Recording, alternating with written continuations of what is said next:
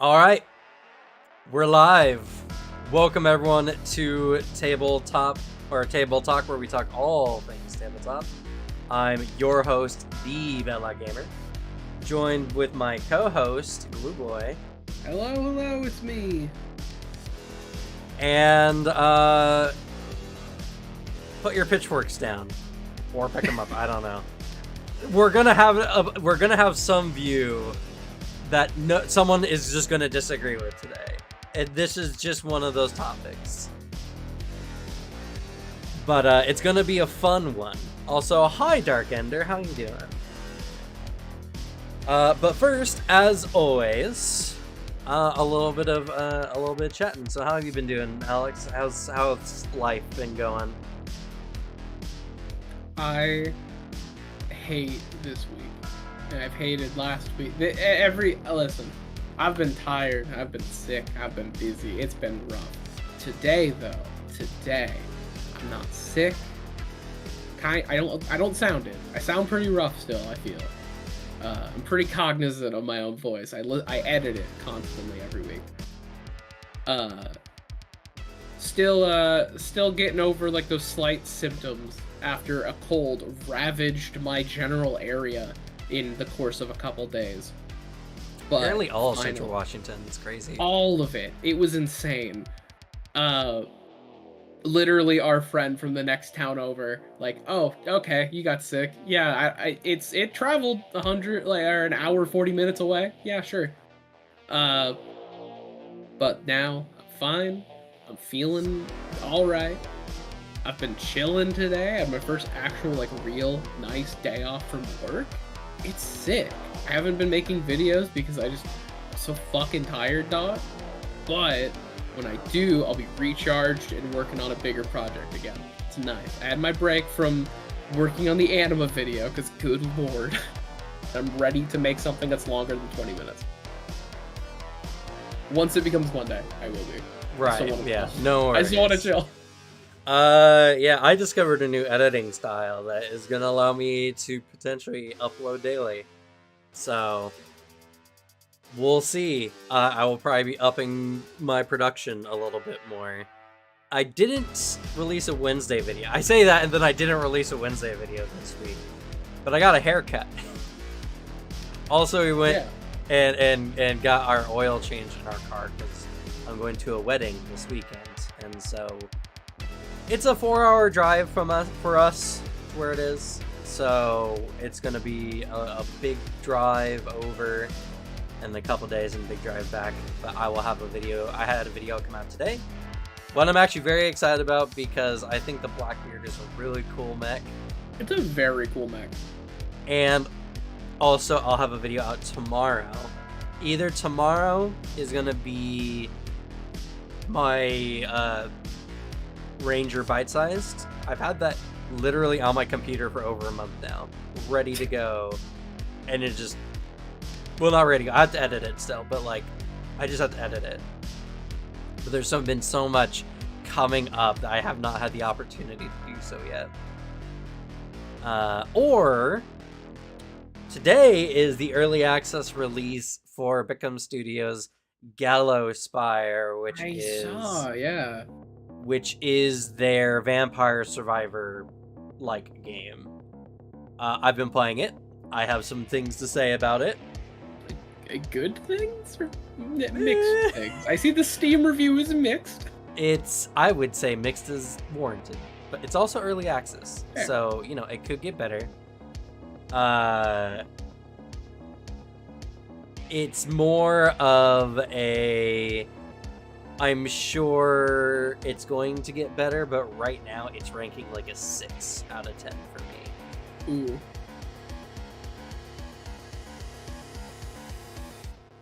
It's okay.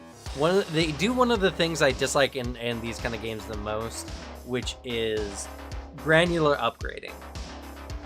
You get tons of upgrades, but it's like add 1 damage, or the cooldown is reduced by 0.01 seconds.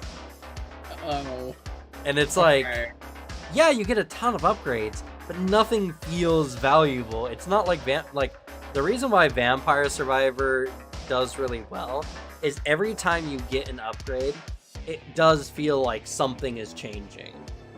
Genuinely, like Vampire Survivors knocked it out of the park, and it's I got it the moment. It's like, oh, that's the upgrade system.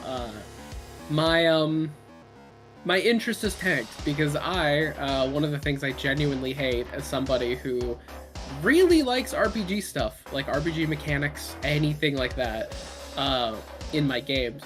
I cannot stand the whole thing of, oh yeah, pick up this item for 3.1% poison resistance. Yeah. Yay! It's like, terrible. That's not a number. I don't care. Give me like an actual thing. I'd rather have like what Vampire Survivor has. Give you like maybe like 15 good abilities and then just have them statted out. That's all I care about.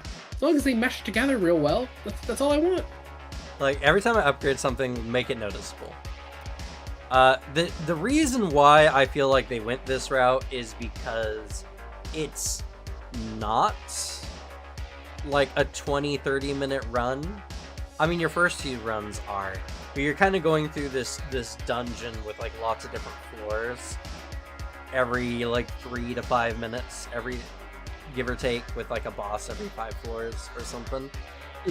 And so it's meant to be a longer run, and that's why they made it more granular. Oh yeah, that makes sense. But I don't like it. Yeah, it doesn't feel right. Hearing it, it's like super understandable why you balance it like that. Balancing a game like Vampire Survivors, which is like a 30-minute run, like that makes sense. That makes a lot of sense. You can stat that out, map that out a lot easier, I feel. If it's like a big dungeon delve that's longer, it makes sense that you'd want to like make it a little more slow. So then the difference between like level 1 and whatever the final floor number is feels different. However, I also agree. I fucking hate that. I just don't like it. It feels annoying. Yeah, pretty much what Dead Phoenix says. It's just you can pick up all your bits, which I will say one of the strategies in the game is actually not to get different upgrades and get chests, because what happens is a chest will give you between 1 and 5 items of your equipment, whatever you have, and you can have 4 weapons and 4 passives. So the strat is to get as many chests as you can without getting any upgrades level-wise, so that when you get those chests, they're just all upgrades to your beginning attack, more or less. For some, the warrior character, it's really good because they have this big sweeping sword attack. It's a little slow, but it does a lot of damage. For the rogue and for the wizard, it doesn't feel as good. But yeah, I don't know. Anyway, so I'll be probably doing a review on that either tomorrow or next week. I'll make sure to watch it whenever it drops because I'm curious. And at least, you know, the best thing about it, just when I looked, it is like dirt cheap, right? It's like $5 right now. Good on them for having a game like that, you know, keep that like low. I think one of the bits that made Vampire Survivors so successful was how dirt cheap it was. Yeah, when we got into it was like very $3. low. It was $3, and yeah, how many hours have we all spent in that game now? A lot. But I will say, it's all early access. A lot of it can change. I'm sure Bickham is taking people's, you know, criticisms into thought. And I imagine. When I critique the game, just know I'm doing it for their sake, not because I'm just like, this game, why do characters can get to like above level 20? Like, it doesn't make sense. It's not Pathfinder. It's like, I understand it's a different kind of game. So, you know, I'll be as fair as I can, offer constructive criticism, and give my general idea. But after playing it for like 4 hours, it's like a 6 out of 10. Which is not bad, but it's kind of forgettable as far as the game is concerned. Yeah, and just to put it, like, Vampire Survivors right now, because he did have to increase the price a bit, something he didn't like, so he increased it by like $1.99, I think. The game itself is $4.99, and then the 2 DLCs are both $1.99. Yeah. And even then, if you really like don't want to, you can just buy the base game. It's so expansive, and then the DLC is just like more. And also, it is incredibly funny to me. Like, I really like just following the dev of Vampire Survivors. He's such an interesting guy. Like, the time he had a crisis because Phil Spencer said, like, I've been just playing a lot of Vampire Survivors. It's been really fun. And then right after that, he got an offer to have the game put on Game Pass.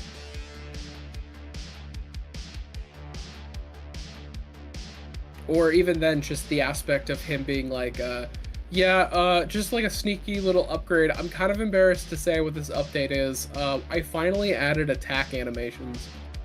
Yeah. Yeah.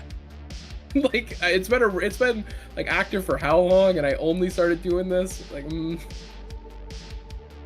it's such a good time. It is like, I have a thing where a lot of times for me to pay attention, especially on calls, I need like essentially virtual fidget spinners that I can just do something with my hands. Vampire Survivors is honestly the perfect one because it takes 0 brain power. There's no thought. Yeah. There's also, well, you know, I don't want to give away the whole review early. So yeah, I definitely have some interesting things. I do see the potential, but it really depends on how much they're willing to work on the game. Because if their only idea is just to polish up what they have, it's just going to be a 6 out of 10 game. And that's going to be it, you know. A little bit fun, probably worth your money in the end, because it's not that much, and you can easily get like a handful of hours out of it. But not like Vampire Survivors, which it's honestly ridiculous that games can't replicate Vampire Survivors considering how simple its concepts are.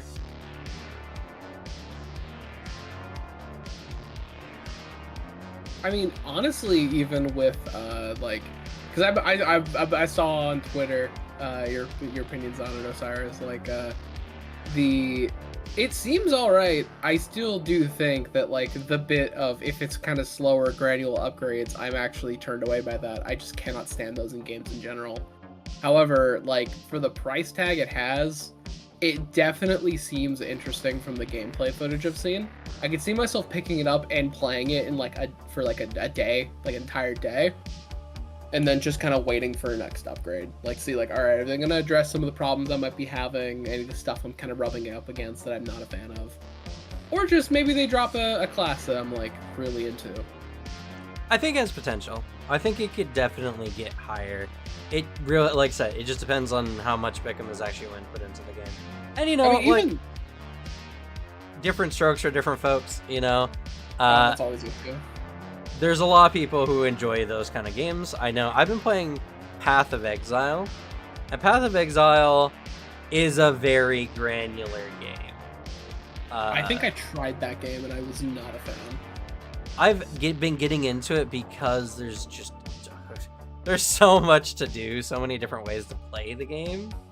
Not including builds, but like just actual, like, there's like a tower defense version of the game. There's wave defense versions of the game. They now have a auto battler in the game. So there's just a lot of ways that it can be done, and it's highly customizable, like, you know, like James was saying. So like I'm liking it, but there's, I think, a level that I can enjoy it before it starts getting just a little too granular for me. And, you know, that's, I think, where my fall off point is when I'm fighting for stuff that doesn't feel that good. But I would say Path of Exile is an amazing game, and I'm actually super hyped for Path of Exile 2 to come out. My problem is just next year.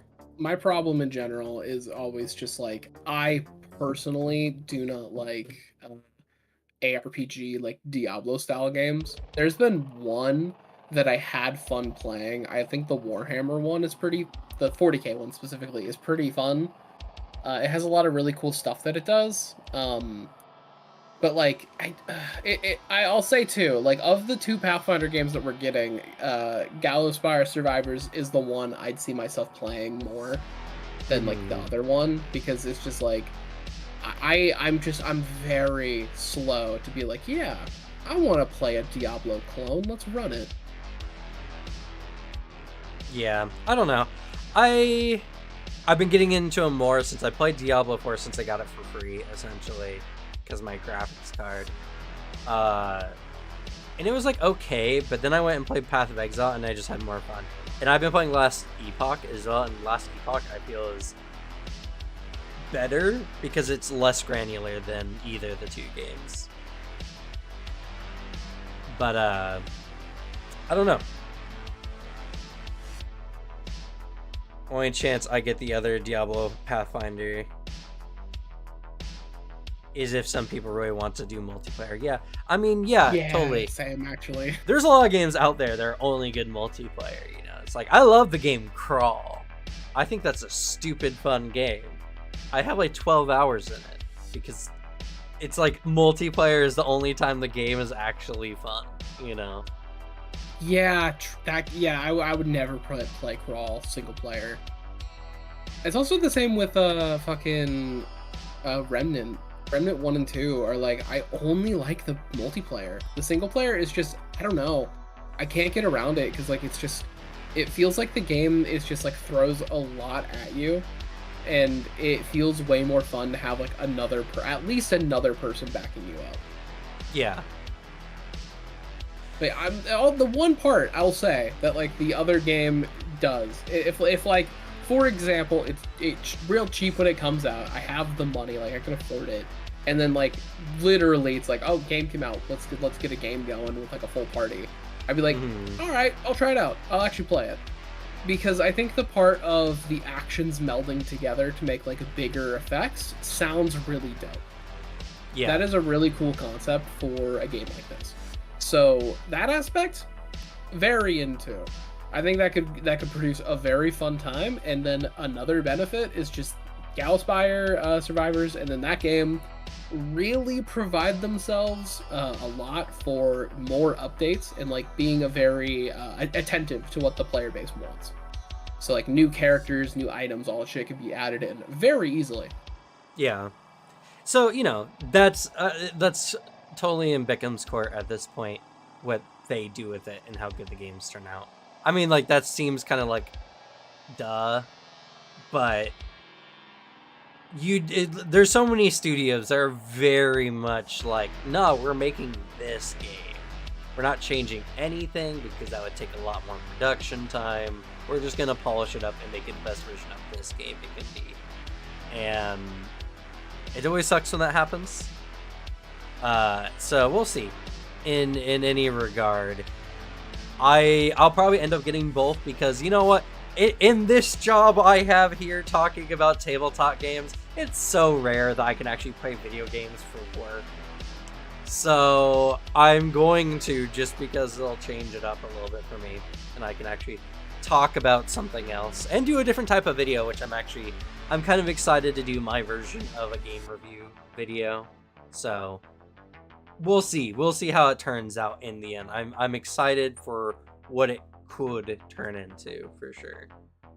But anyway, I think we've been letting the people wait enough for this topic today. Yeah.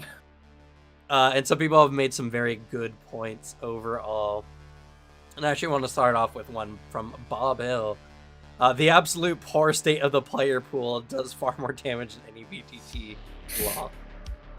Yeah. So the reason why I decided to have today's table talk is because recently there's been some alpha testing stuff for D&Ds or 1D&Ds or whatever it's being called. They're like pro tabletop that they're releasing.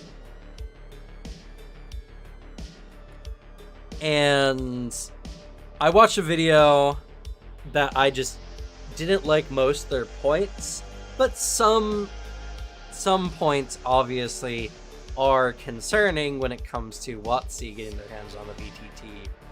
Not that that stops anyone from using VTTs, but, or other VTTs, you know what I mean, like these two behind me. But, like, WotC having one, I can understand some concern that players have.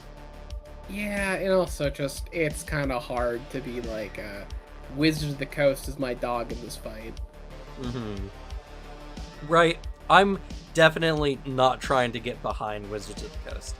But the person has kind of echoed some things that I've heard in the community in general, which is this sentiment that bringing tabletop closer to video games is bad.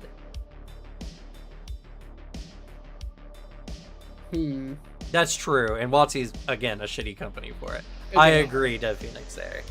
But yeah, so the idea that the closer tabletop gets to video games, the worse, right? And one thing this person said in their video was, what if, you know, even though they said that, and then later they said, I doubt they're ever gonna do this, which completely counteracted the, like, they made a point to be devil's advocate, I guess, I don't know. But they're like, what if WotC allows players to buy magic items to add to their characters? And it's just like, just saying that is just so idiotic, because it's like, that's just not how tabletops work. I hope people understand that, like, it doesn't matter if someone buys a magic item on their shop or whatever. There's a GM who's just like, no, you can't use that. Like, yeah, it's not a video game. Tabletop will never be a video game, no matter how much it gets moved onto digital platforms. Plain and simple. I'll be honest, I'm kind of still fucking recovering from that statement. D&D Battle Pass win, though.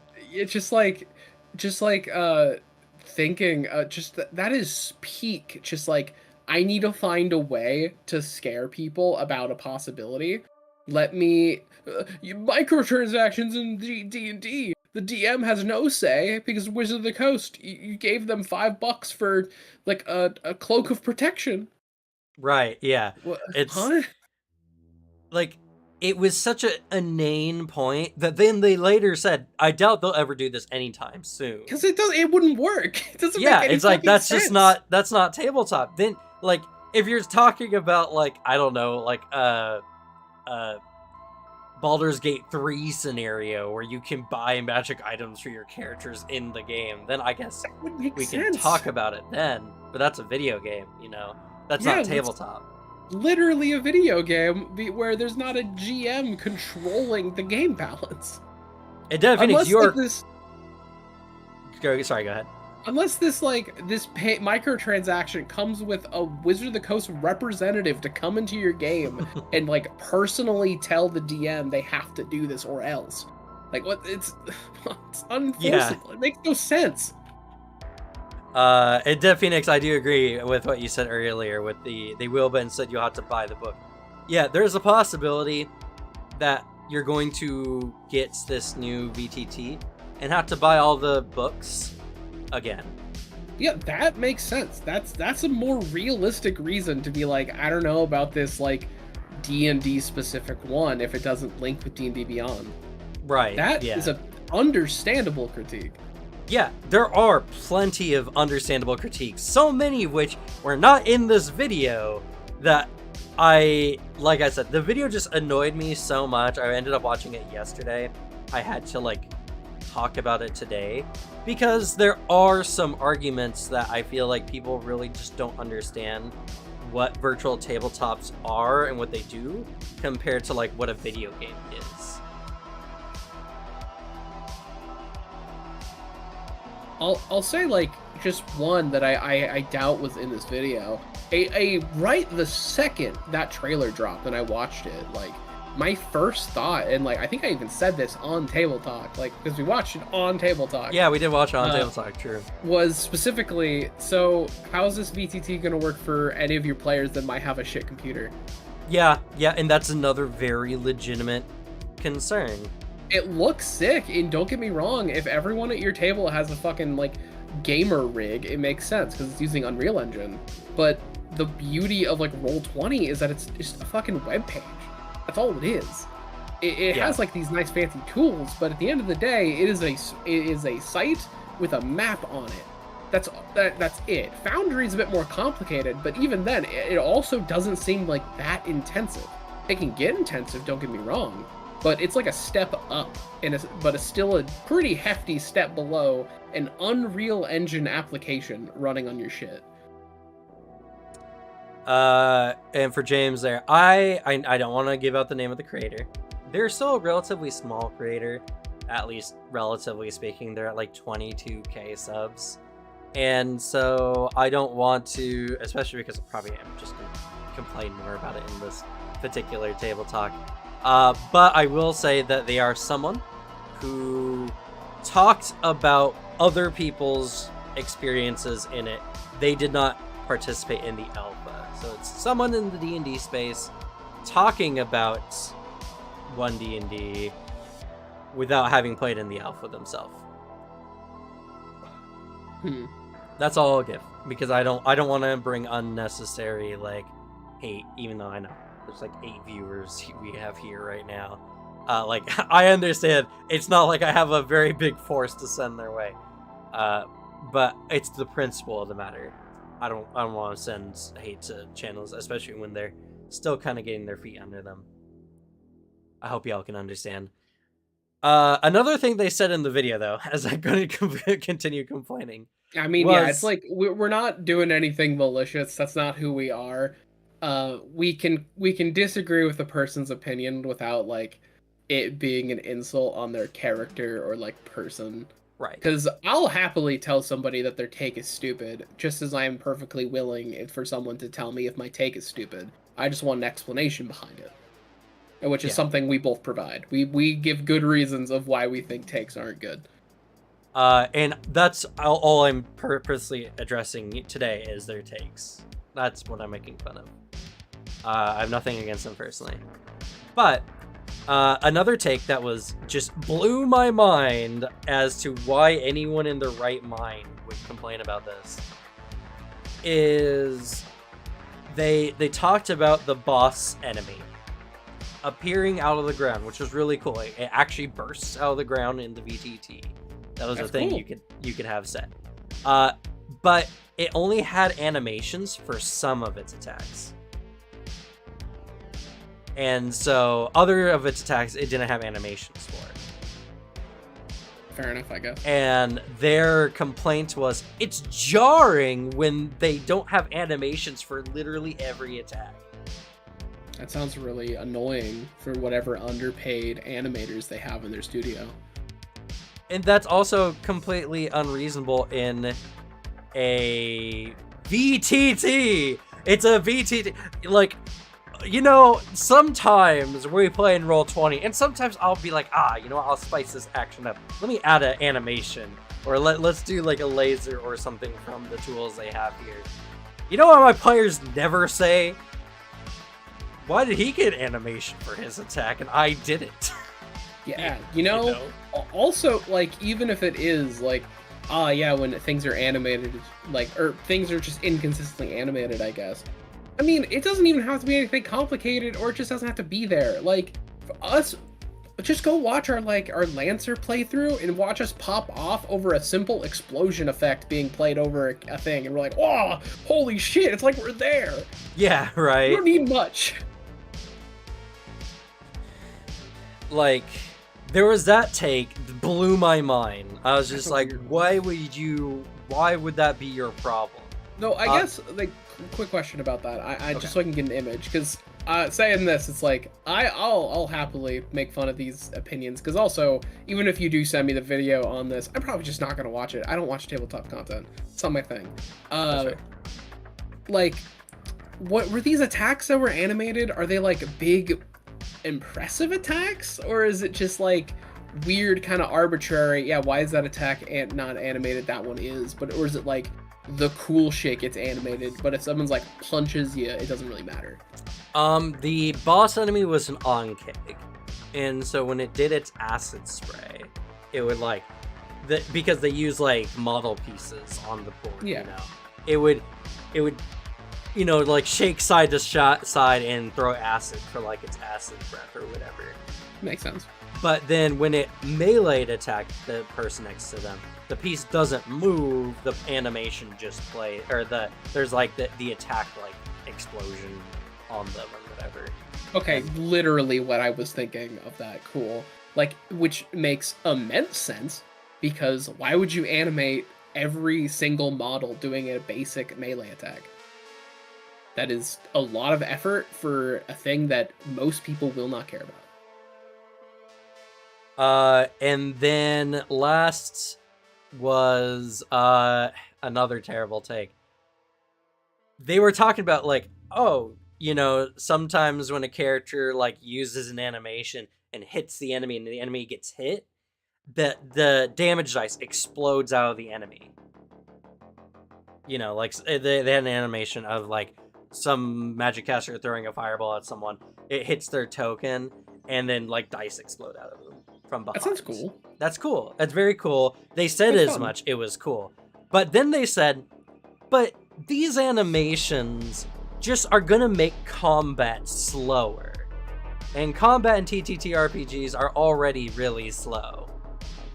And when you watch the animation, it takes 1, maybe 2 seconds for the fireball to hit and the dice to fly off of them, and then the game auto-calculates damage. Yeah. Okay. I mean, it doesn't make sense. Like, I understand if it was like freezes your shit and you have to watch this cool animation play out for like 5 or 10 seconds. I get that. That's annoying. After you see it a couple times, you're already like not paying attention to it in the battle. You're like planning for your next thing, or your DM's already setting up another bit. It won't. That doesn't make sense. I mean, yeah, I actually agree with Dead Phoenix on this one. Yeah. I do hope there's a option to turn animations off, just because maybe some those computers can't handle the animations or anything like that. But it's not going to make the combat longer, because the animations take a second or two to happen, and then the dice is rolled and counted up automatically by the system. Now, you could say, theoretically, that that's slower than other VTTs, where you use the ability and the dice is just tallied up right there, and there's no 1-2 second animation. But I guarantee a 1-2 second animation is not going to extend your combat that much longer than it already would be. Oh no, Foundry played a quick little double like shot animation to my token. Man, combat's really scrolling to a halt here, huh? No, it feels cool, and like at the worst thing I think you could say about that, and like a good reason to just give the animation turn off is, well, also the some people's computers might just not run it, and if VTT just like dies quality wise every time a thing plays, fair.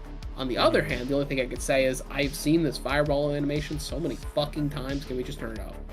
Fair. I think that's right. Understandable. I don't think I'd feel that way, but I think that's a fair reason. But yeah, like, so I've been studying tabletop theory for a very long time, being a long time tabletop player. The number one cause for combats taking as long as they is player indecision. By a huge margin, time is wasted by player indecision, whether they're deciding where they want to go, whether they are like doing something and they're like, oh wait, no, I don't want to do that, and they pull their piece back or whatever, or players just not having their turn ready. The only way to reduce turn time in TTRPGs is the removal of options that players have. That's the only way to make it faster. I'm sorry to say, there's no other way. It's literally just give players less options so they spend less time making decisions. That's the only way to make combat faster. Otherwise, yeah, of course, you could have players who are like, I already know what my turn is, I'm gonna do it. Like, I've done that plenty of times. I'm thinking of my turn the whole time, and when my turn comes up, I get my turn done in like under a minute, you know? Yeah, the worst one that happens to me, and it happens often, especially if you're playing a spellcaster, is like, all right, I have my perfect combo. This is Uh, great. I'm so ready. And then like everything changes literally the turn right before yours. And then your DM's like, all right, it's your turn. You're like, I need you to understand. I've been prepping my turn. I was gonna make this so easy, but you literally just hit me with some wild bullshit. I now have to address. Do you understand what this has done? I mean, Because I do. yeah, and like that's understandable. There's also just the fact of like, okay, I'm gonna do Cone of Cold. Let's get out the ruler, or let's get out the icon thing so we can decide how this is gonna go. Yeah, That's also a nightmare. And the parts that speed up combat is I think there are 3 methods to it. The one of them is like the system method of get rid of options. Other one, if you just want some quick things to address in moment, something you do, Cam, especially in larger fights, is you tell people like if another player like, hey, you're on deck, you're gonna go next, which is a good immediate call to figure out what you want to do, so we don't have to sit around waiting for it. And then the other option is have a VTT that does a lot of the rule work for you, so you don't have to think about it. Yeah, so to some degree. I mean, I've really definitely had people struggle doing simple addition eventually before. So I do it all the time because I cannot do mental math at all. I have an actual like no problem with numbers. So that is a struggle I have, and I really like it when the game does the math for me. Yeah, and I think that's completely fair.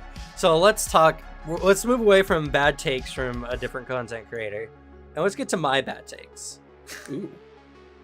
I have no bad takes. Unless, of course, you hate VTTs, and in which case, I guess all my takes are going to be bad. VTTs are cool, so. Yeah, VTTs are player aids. Yeah, sure. If you prefer gaming in person, more power to you.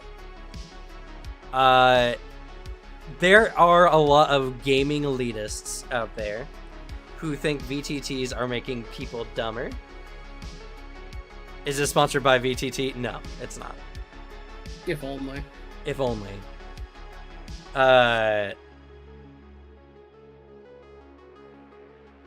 Yeah, TTRPGs is a very gatekeeper take. It is true. There are a lot of gaming elitists out there who think VTTs are making people dumber by taking the math out of it, where players don't have to like do the math themselves. They also think it's making players less imaginative by, oh, there's like animations for these things. I guess I don't need to come up with my own version of these kinds of things, And I do think in part that's a little bit fair for the second points. I can understand that point, but if somebody is that happy about an animation to the point where they stop describing their attacks, they weren't the type of player to do that anyways. I agree. So, there's a lot of gatekeepers out there who are saying the whole point of VTTs is it's supposed to be theater of the mind. It's supposed to be a game of animation or of imagination, And that is such a unbased take, because it's like you're saying that because we use a virtual table map, we're less imaginative. Yeah. It's dumb.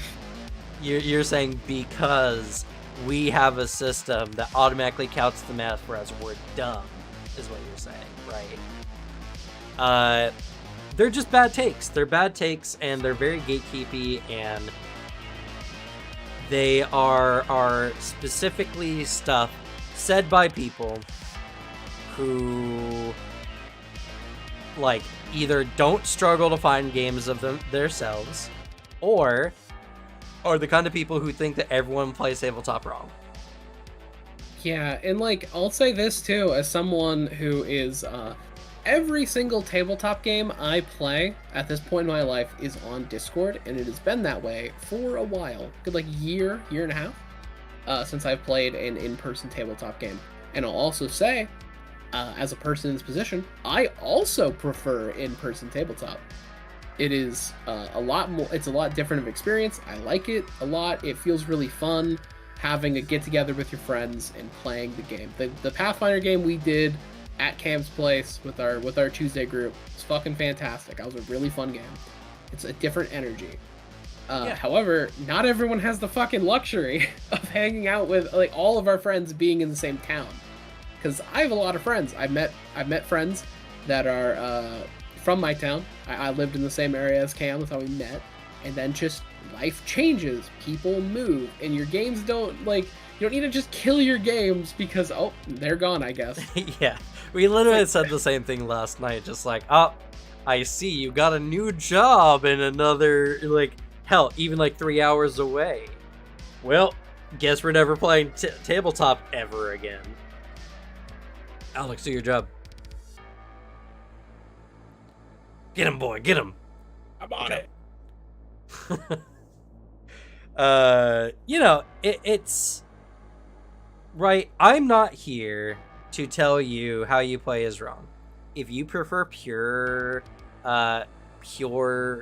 theater of the mind, if you prefer in-person tabletop, if you hate like virtual tabletops, fine. All good for you, I guess. The thumbs up meme, I'm happy get back to talking to tabletop.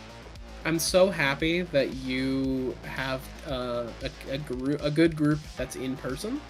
I'm happy that you are friends with people that maybe don't even like live out of the state or country as we do. We have friends on just kind of all around. It's pretty nice.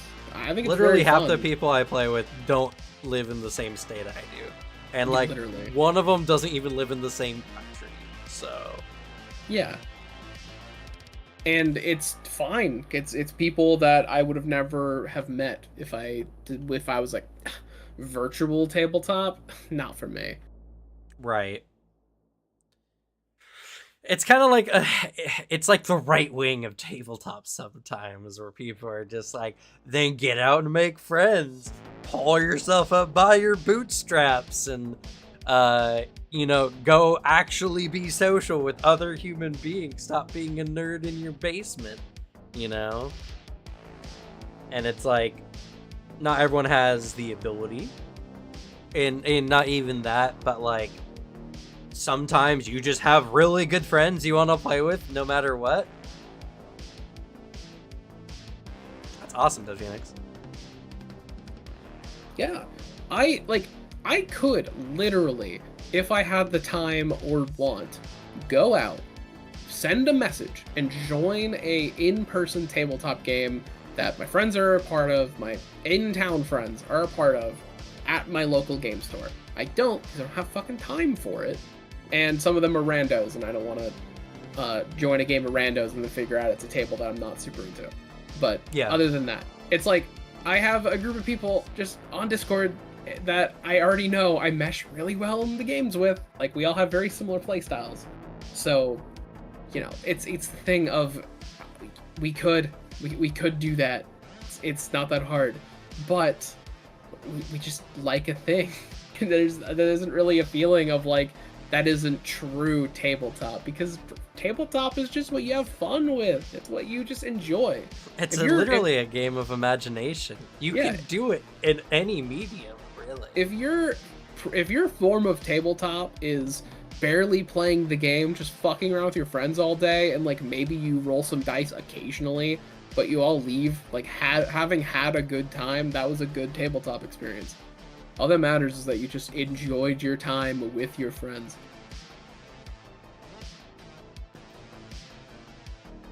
Yeah, it's like, do I miss the days where I used to play tabletop with a bunch of my friends in person? Sometimes. I do. Also, but there's also the fact that one of the people I used to play with is a homicidal murderer. So. Oh, yeah.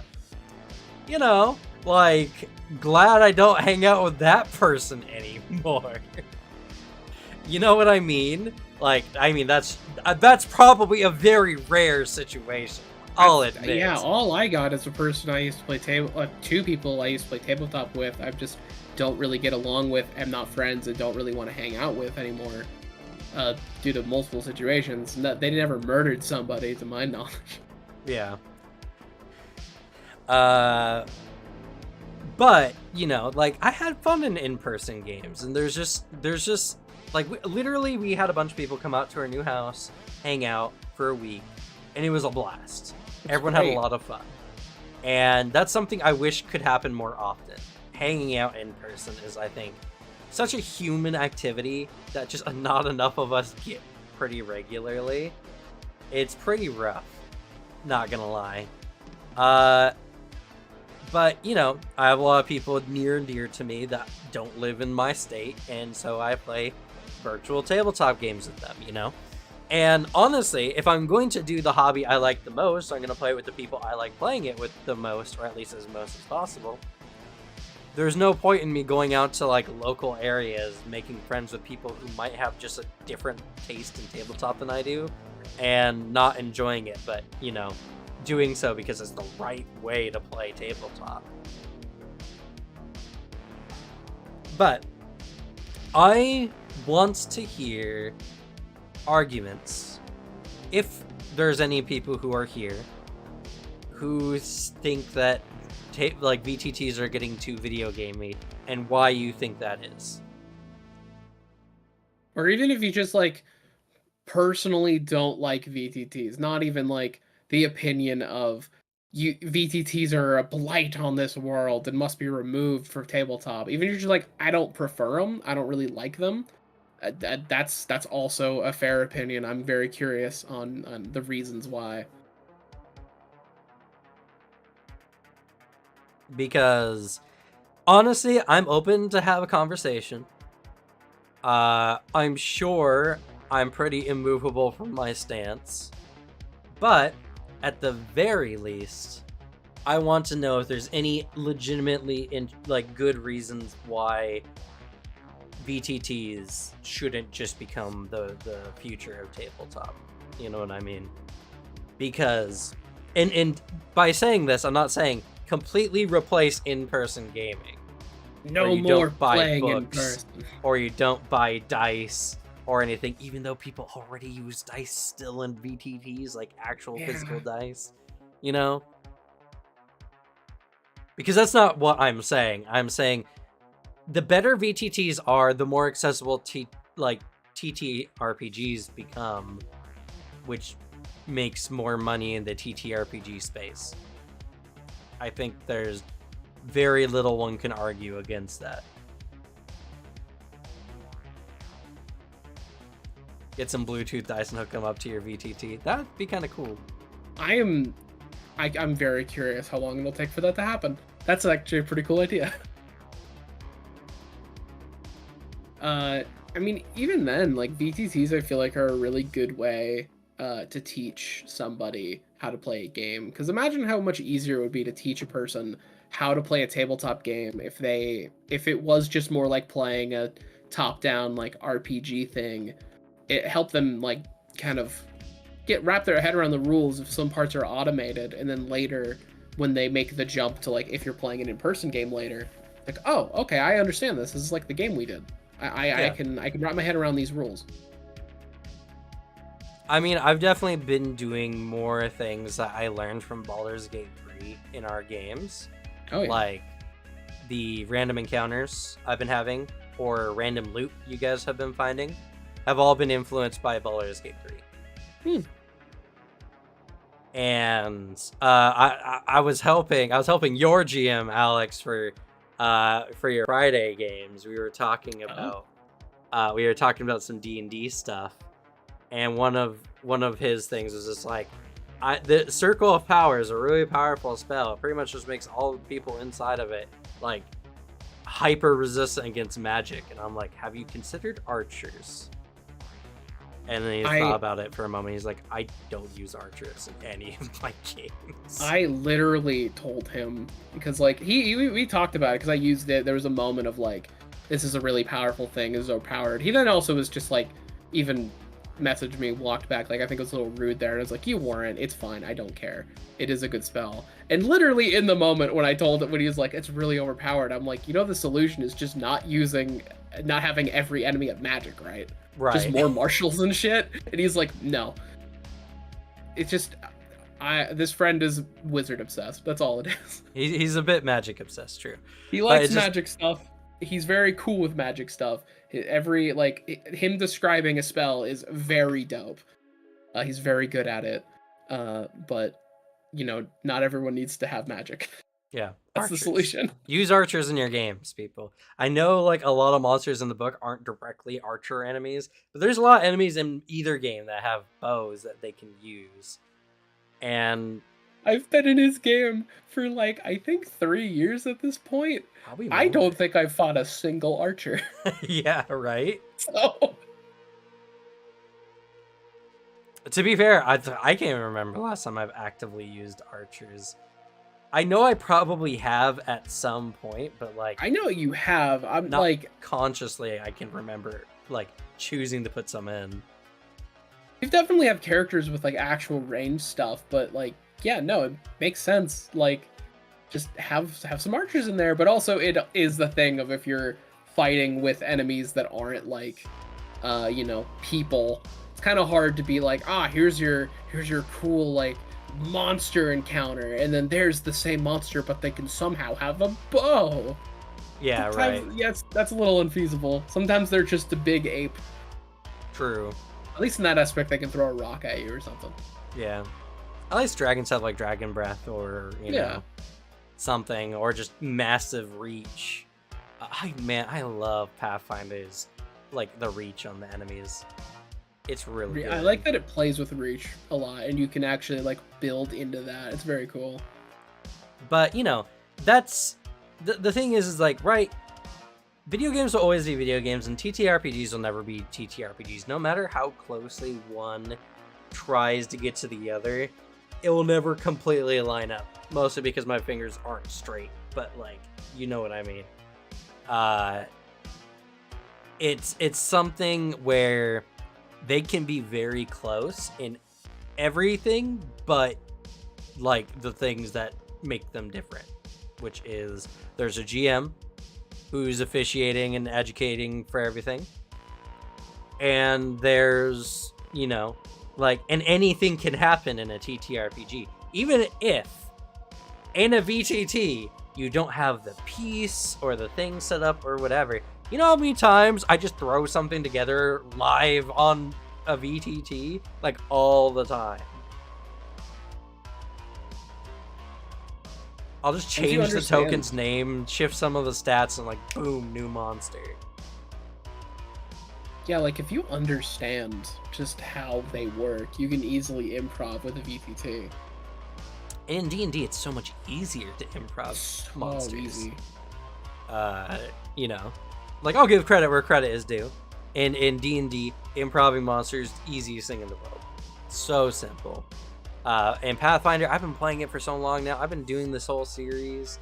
I still can't improv monsters super well in Pathfinder. It's kind of hard to do that when a lot of the monster encounters are all like genuinely interesting and have cool abilities. Yeah. There's not very common like blocks that you can take from monster to monster. There's a lot of shifting of stats and balances and everything that is good design. But in the end, like unless you like really get into monster design, it's a little hard. I'm sure if I actually looked into monster design, it wouldn't be that difficult. But in passing, I haven't picked it up yet. So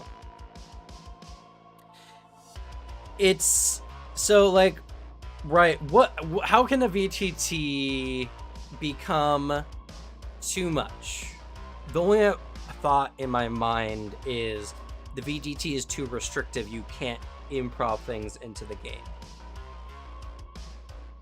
Literally to the point of because like I think there's the balance. I personally am I like the idea of VTTs kind of being video gamey.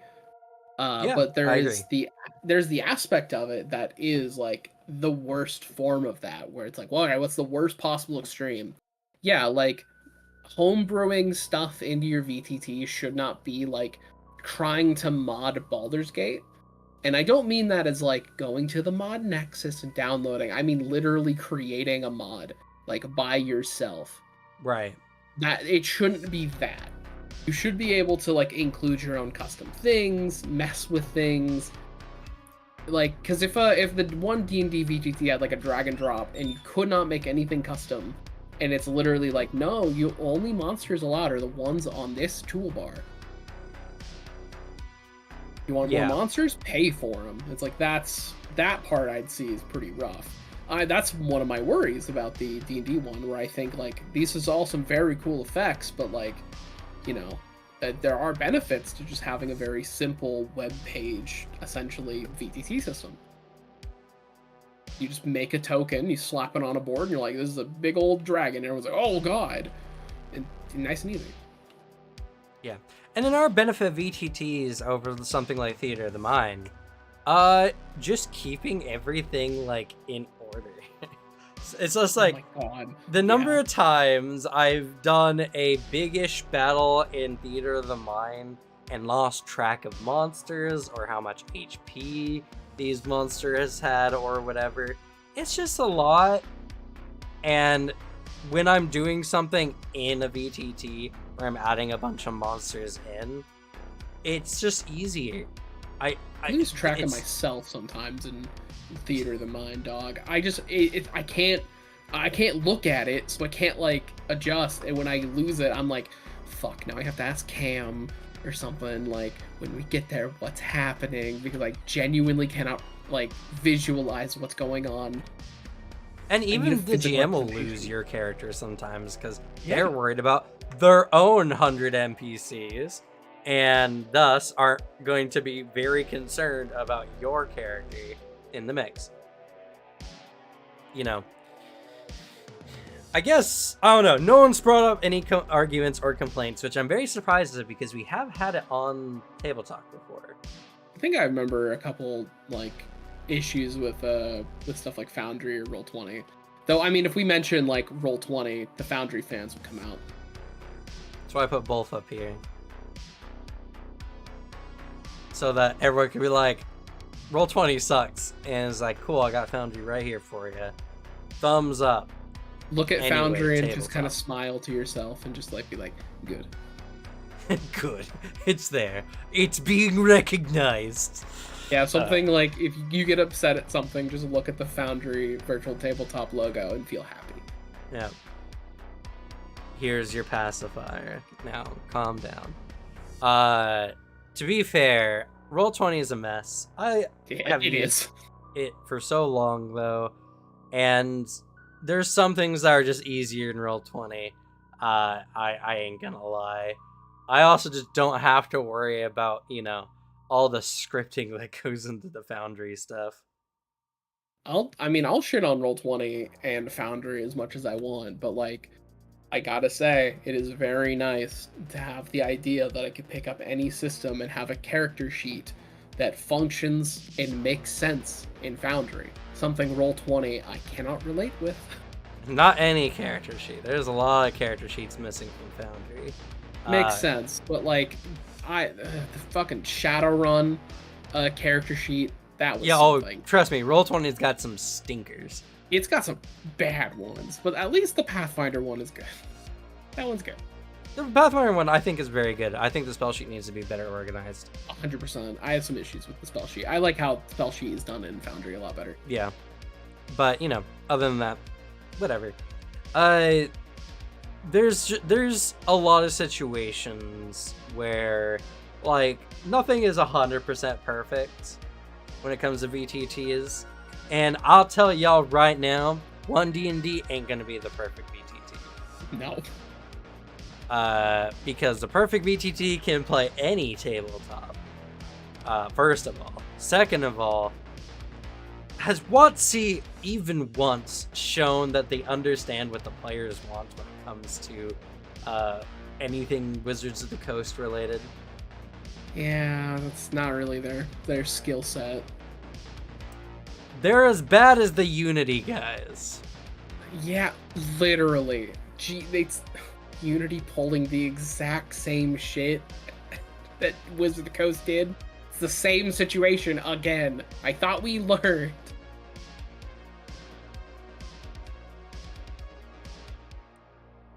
Supposedly they've said you can play other games in the VTT. How that'll work, we don't know. They're not going to import assets, I guarantee. And no company in their right mind would import their own assets into a Wizards of the Coast product at this point. Mm-hmm. So they may say that. It's probably just not going to be how it works. Also, like, good point, but not even like the idea of we can't do this on a business sense would be bad.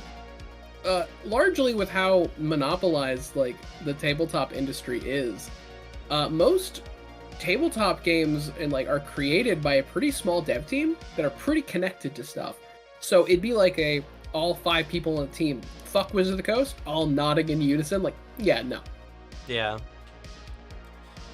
I mean, I believe Foundry has a lot of potential, but I think Foundry will in the end never be a casuals VTT. There's just too much that goes into it that, like, I would consider myself relatively, like, computer savvy. Like, not computer savvy, but, like, capable of understanding, because I'm intelligent enough to figure it out. I still struggle sometimes, and I know a lot of people out there who just look at Foundry, what it has to offer, and be like, nope, if you run it for me, I'll play. But if you want me to run something, I ain't doing it. So I don't think I could, like, run Foundry. It seems like a lot. But, I mean, I like Foundry. I think from a player perspective, Foundry is so fucking cool. I love the tools it gives you, and I like the things it does. Just, it looks like a headache. And, you know, Tabletop will hit its next, like, I think, big step when we get a really good VTT in that is super accessible on all ends, you know. That's why I think Tabletop will really take off, because people are already interested. It's a market of millions, right? It's obviously a market of millions. We've seen how well Critical Role does. We've seen all the people who are into D&D and all the people into Pathfinder. And in, like, one of the things about Tabletop that consider, right? There's not a whole ton of, like, super bleed over from one TTRPG to the other. Like, there's a lot of people who are, like, kind of omni players who will do, like, whatever. But core fans are very rarely bleed into other TTRPGs, you know. Like, if someone plays Pathfinder as their main game, they're very not likely to play that much D&D, and very not likely to play that much of anything else. Maybe 1-2 sessions, you know. The same thing goes for Vampire, the same thing goes for Lancer, you know. Like, core members never really have that big bleed through, right? But what we can infer from this is the fact that the D&D like YouTube space is so big, and the Pathfinder space is small but like moderate compared to everything else, and then we have a whole bunch of smatterings of communities of like a few thousand for other TTRPGs. When you kind of add all those groups up together, we have a market with millions of potential, you know, people interested. So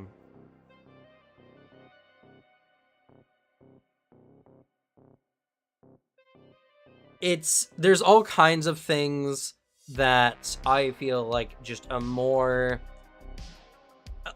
simpler VTT can bring to this space. And, you know, you say that, Phoenix, but I honestly couldn't even. So, you know, maybe I'm just not as smart. Who knows? But, you know, if I'm to be considered the average, then I know a lot of people would struggle.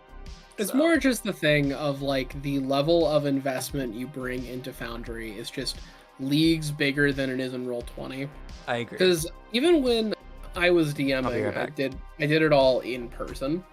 Roll20, I had to set up some virtual ones because like people left town, my college town, for the summer, and I still was running those games.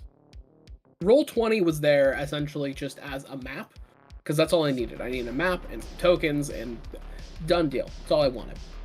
And like Foundry running it like that, that a lot of effort, a lot of work to do that. And for a lot of games, they're not running it as like this big virtual tactical thing, or even games with really large in virtual spaces.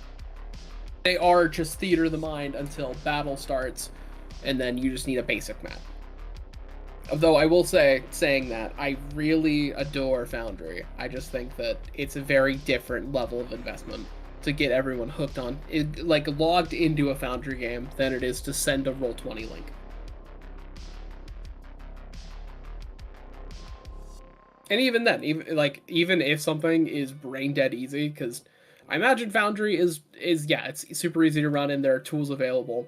If it is more than like a minute or two of setup, most people will be turned away from it, because that's just how things are when it comes to setting things up, or the decision just to join or create something is what is the easiest and least impactful one, and then you start going that aspect.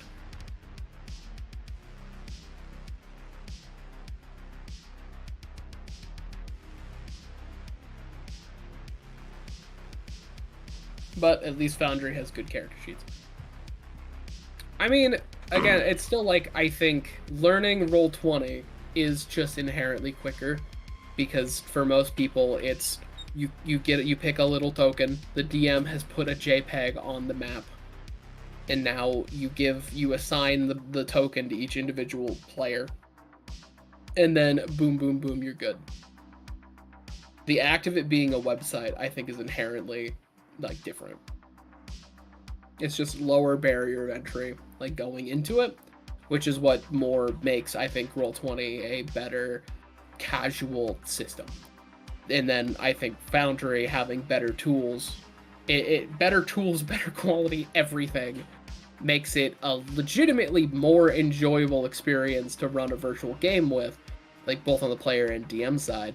It's just because it is more investment. It's not. There's a reason why people really fight for Foundry and less people really fight for Roll20, because you have to convince people to come to Foundry. Yeah, it's true. But then once they get there, like, you convince, it's like, yeah, you were right. You were completely right. This is a better system. Yeah, once you learn it, it's like Pathfinder and D&D, honestly. Once you learn Foundry, it's good and probably pretty easy. But, you know, it's really inarguable to say that Roll20 is just not easier to pick up, because Roll20, you pick a game system, and even maybe not even that, like a character sheet, and then there's a dice roller. You have a physical character sheet.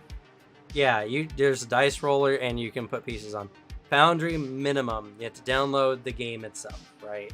But the base download for each game, there's like a ton of icons that you need to select. Like in Foundry, or in Roll20, you got 4 layers, and then you can drag things on and off those layers. But in Foundry, there's like a lot of layers, and there's a lot of buttons that do certain things in the corner. And also, if you want the actual Foundry experience, you're going to want to add a bunch of mods to your game. And sometimes, because this happened to me, I've started the game up, and it said, here's all the mods we recommend. I'm like, cool. I go and I download them all, and then it breaks, because one of those mods was not up to date. Yep. It's the fun aspect of modding, is the worst curse you can pick is downloading everything at bulk. You download them in sets, like what I usually do for Bethesda modding, because I do it a lot. I really like modding Bethesda games. You do like 3 or 4 mods, and then you start the game, make sure everything's working. I was having some fucking issues with Fallout New Vegas, because I was like, I want to get this game running on my nice new computer with all these nice mods, and then it was like 10 frames per second, so I had to go bit by bit and be like, which mods are causing this? Yeah. It's just gonna happen. It happens. You know. That's just how modding is, and that's... Roll20 don't got mods. I'll say it like that. No one here is arguing that Foundry isn't a superior like VTT. I Sure. significantly loved our Lancer game more because we were doing it on Foundry. I Because liked it more because it's so fun. also Roll20 just doesn't do hexes all that It well. doesn't. No, it doesn't like shit. But like the feeling of like having all your weapons and then like aiming it and shooting out was so fun. It was so cool. And it was also so fun being like a dodge Rayleigh and then having artillery mechs fire on my location and me dodging and taking no damage after a Yeah. giant explosion plays on my model. You know, honestly, after all the Lancer videos I've been doing, I've been wanting to play Lancer again. It's good. It's honestly. fun. I wish, man, I can't wait till I can support the channel financially, because then I'm just gonna pay y'all to play, and then we can play several times a week. Yeah, just earning a paycheck, and I'll be doing all the tabletop I've ever wanted to play. Yeah, like we get paid to play Lancer, we show up, and then like you just have a Lancer game, go ham with it, make all the social stuff you want it to be, so it actually has the pilot shit we could do. That is the dream. There's still like the idea of Starfinder and then some Lancer combat every once in a while. True. Starfinder 2nd Edition. Starfinder 2nd Edition. Yeah. Because I don't want to play 1st Edition. I did not like what I played. There will definitely be Starfinder 2nd Edition on this channel when it comes out. So yeah, literally just updated to feel more like Pathfinder 2nd Edition. I'm on top of that shit anyways. Sci-fi and Pathfinder rules? Fuck yeah, I'm there. Plus getting to play the Solarian. Such a cool class. It's so cool. I just personally, I greatly prefer sci-fi settings. There's, so I guess we're not gonna have any opposition today in the VTT party, which is a little sad. I was hoping for something to spark it up, but yeah, I guess all just kind of boils down to VTTs are good. If you don't like VTTs, that's also good. You can play in person all you want, and VTTs will never take that away from you.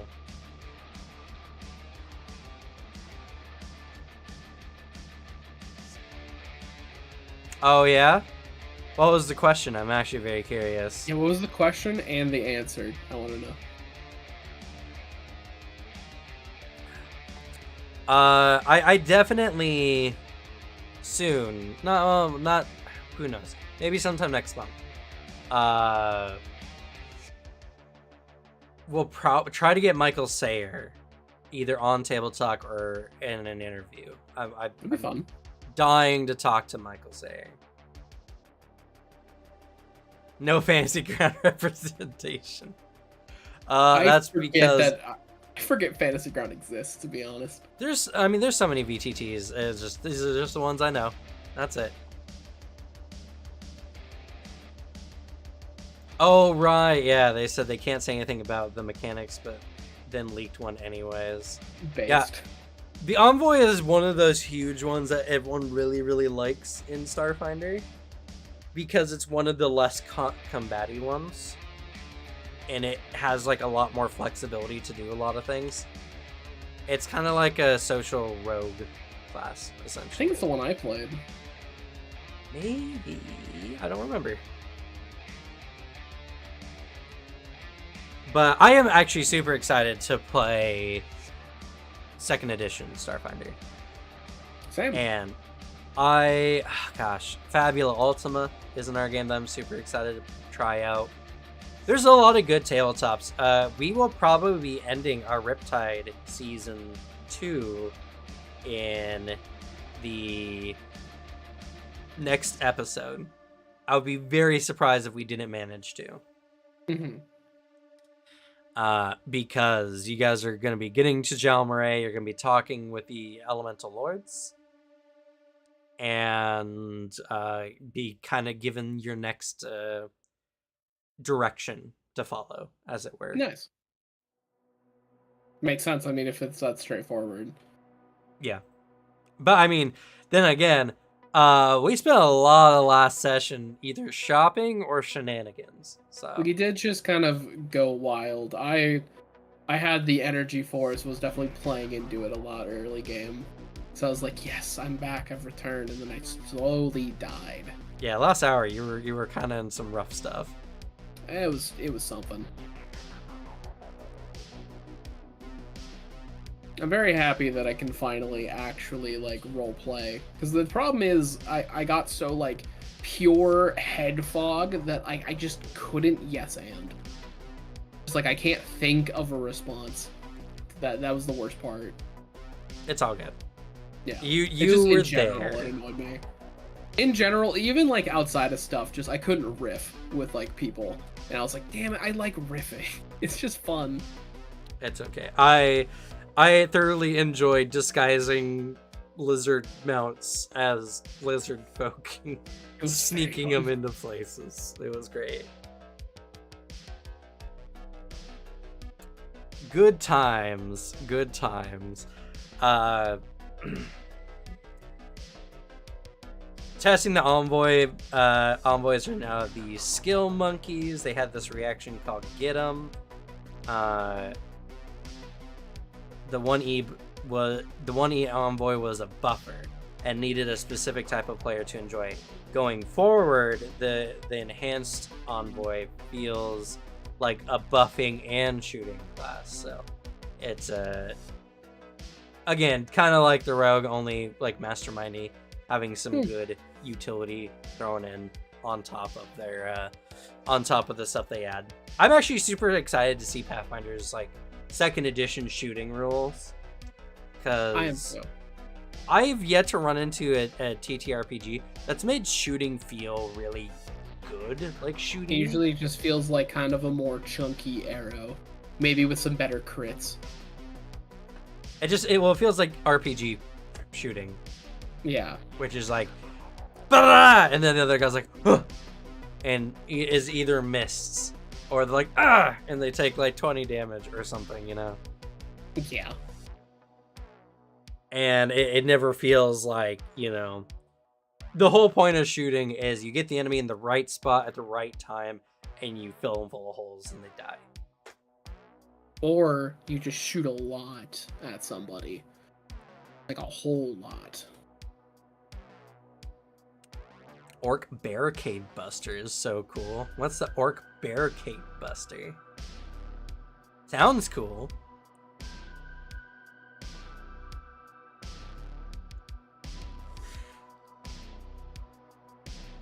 Oh, it's a two-handed firearm in 2nd edition. Interesting. Pathfinder 2nd edition. Problem with Starfinder 1st is that melee was still king. Yeah, unfortunately, the hard part, like, realistically, when you're looking at combat, range is supposed to be king, right? Because in actual combat, people aren't able to typically, like, avoid getting shot or stabbed if it's a spear or something before they can get to you with a closer melee range thing. And so it's a lot easier for someone with a gun to shoot down 5 people with a knife. You know what I mean? It's also more cowardly. Go back to the good old days where everyone used swords. It'd be terrifying for me, but it'd be a lot cooler. Holy I can't wait until we get to what's the setting where everyone starts using melee again for some reason. Has volley too? That does sound like a really cool gun. What's the damage on that gun?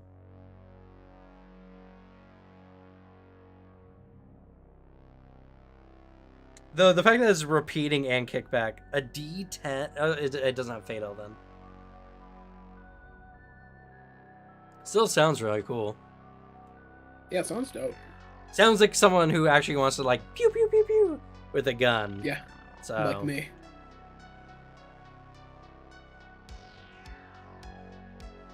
That's true. That's true. But it's a gun, so obviously strength isn't a high priority.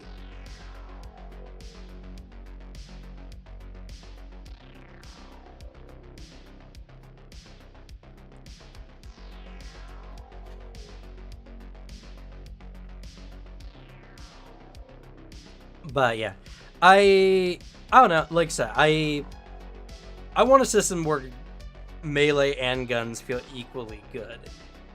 even if that means there's situations where guns feel better than melee, or melee feels better than guns, as long as the standard combat scenario doesn't favor one or the other. Because the hard part with RPGs is just, I was saying this earlier and I got distracted, is that in RPGs they don't account for the fact that most of the time when someone has a gun, they can gun you down before you get to them. Because when it's your turn, they don't get to shoot you, you know? Unless it's like Overwatch. I feel like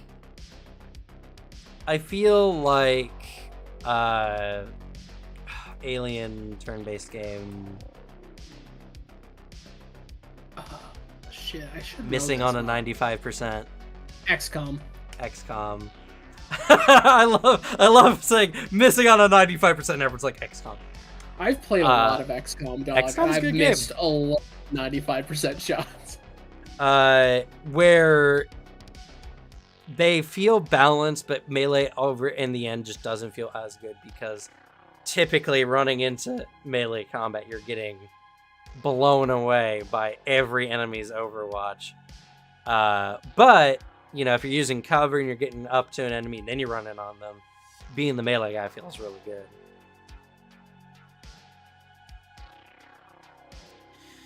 So there's just not a good way to do it in a turn-based setting, and unfortunately, you know, not everyone can talk at once in a TTRPG, so turn-based is kind of the way to go. I think there will come a time where there's a game that has a really good, like, reaction system. They'll make something like a gun feel a lot better. Lancer does pretty good with this, I feel like. Because, like, Lancer's Overwatch and the threat, and not all ranged weapons have threat, I think is something that is a really good step in the right direction. But there's a lot of times where someone just runs into you at the Caliban, and you just kind of feel fucked as a ranged mech, because you're just like, well, the Caliban got to me, I am not getting away. Oh my god, he keeps bashing me into the walls. It's so funny, though, when that happens. It is. I want to shoot, too. That's why 40k guy has the right idea. Just make enemies with such stupidly powerful armor that, like, gunshots don't really do much. Or everyone's just built a weird culture around melee again, just like in also 40k does. And now if you don't fight in melee at least a little bit, you're a pussy. And so everyone's like, well, I can't be a pussy. So then they just also get chainswords. Well, Even 40k also has humans. the privilege of you have men to sacrifice getting into melee range. Yeah. Just make a 40k tabletop RPG where your character sheet is like 100 dudes. That's your health bar. Each time your health goes down, that's another person dead. That sounds like an interesting TTRPG. Legit, no lie, characters are instead like contingents of soldiers. You might have like one, like the commander character. Like that's the guy you play. Yeah. And then your stats are as if you were an actual like leading an army. Like Yeah. a small, at least like regiment of soldiers. Because I know that's what the newer Fire Emblem games, or at least that's what Three Houses had. Not necessarily a war game, but like more of like an RPG setting only. It'd be very interesting. I think it's possible. It'd just be like the scale of stuff would be really interesting. Of like, you're playing on a very grand scale, but does that mean the dice system and numbers you're throwing at the DM and stuff, is that also really high numbers, or is it like I do 8 damage and then like you cleave through the battle line, men die at your wake, there is only 20% of their men left in this squad. Yeah. You're like, oh god, I did 8 damage. It's like, what's the option there? I don't know. I'm all for the throwing buckets of dice for gun I am too. stuff. But like, you know, that's at that point you're playing a war game, because that's just, you're playing Imperial Guard, my man. That's just the gameplay. Well, being a bit hyperbolic, like I'm all for a fistful of dice. Yeah, I get you. For guns. Because in the game that I was trying to make, I've kind of gone back because I want to make a really good game that is crunchy but still theater of the mind, which has been a almost insurmountable task. One of the things I was trying to do was when you're using guns, you're rolling a bunch of dice to see what hits, versus what doesn't with your gun. I like that idea because it makes, when you throw a bunch of dice and you see like which ones hit, it's a lot easier to think like, oh, these are all my shots.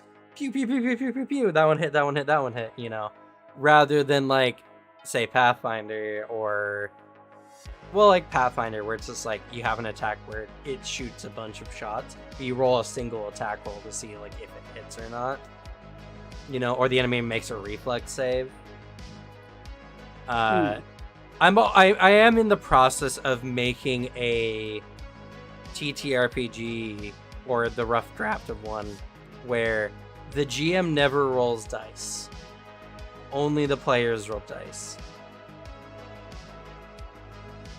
Interesting. Just because it's like predetermined what can happen from the DM side? Pretty much, yeah. It's like an enemy has a kind of like Monster of the Week, but not the same. It's more like the player attacks the enemy. The player needs to roll against the enemy's defense stat. The enemy attacks the player needs to roll the defense against the enemy's attack stat. Because something I've been learning a lot when it comes to game design, players really love rolling their defense. Yeah. AC doesn't feel active on the player end. Players want to roll dice. So I like the anima attack and defense dice. I like that it feels like a genuine combat where you're reacting in the moment. It feels way better. Yeah. Tides of Numenera does that. Numenera is another game that I keep hearing about. I've seen tons of times. I've never touched the books. I'll have to try it out. But like, definitely getting to a point of a TTRPG that like the enemies feel more static, but in return the players have all the agency, or it feels like they have all the agency in what's going on. And like, it's okay if enemies don't have like that random variation, because the random variation is already handled by the player's dice. You know what I mean? You roll well on defense, you're good. You roll poor on defense, the enemy did really well to hit you,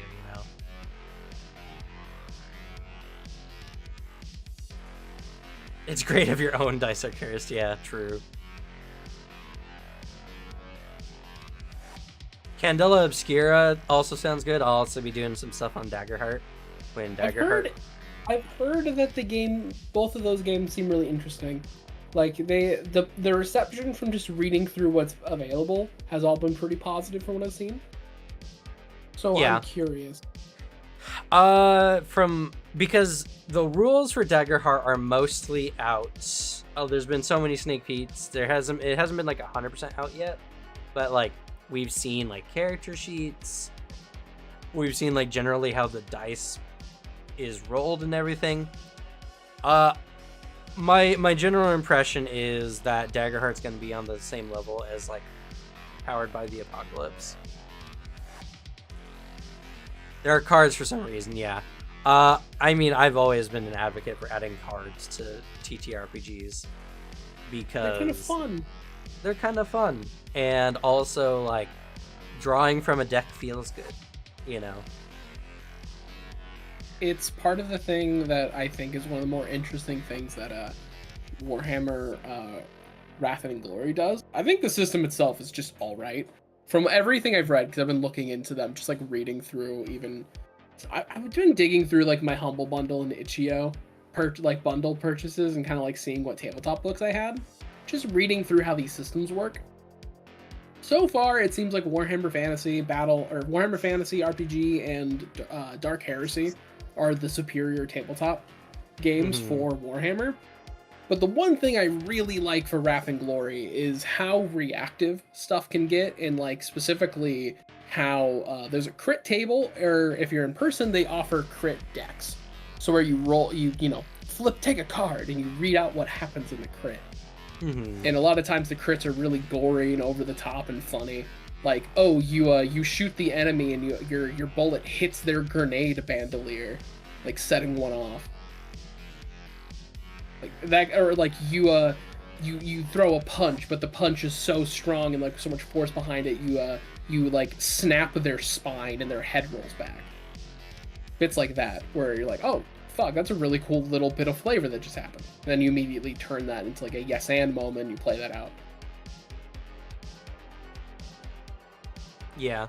Another thing I've been looking into for the tabletop I've been kind of working on rough drafting is creating very consistent dice rolls, which there's a lot of like 3d6 is apparently like the big system for very consistent dice rolls, and there's all this math, but creating very consistent dice rolls so that if your player's good at something, they're always going to be kind of good at it no matter what they do, but also adding a level of random chance into the mix as well.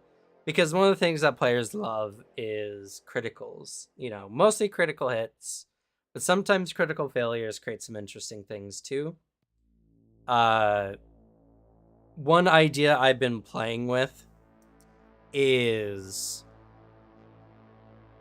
when you have skill point, or like when you have skill points in a thing, it's very a World of Darkness kind of thing, where that's how many dice you roll, and the die size is based on your attribute tied to it, more or less. So if you have a d8 strength, you roll so many d8s when you roll like an athletics or whatever. I always like that system. I think it's a really fun one.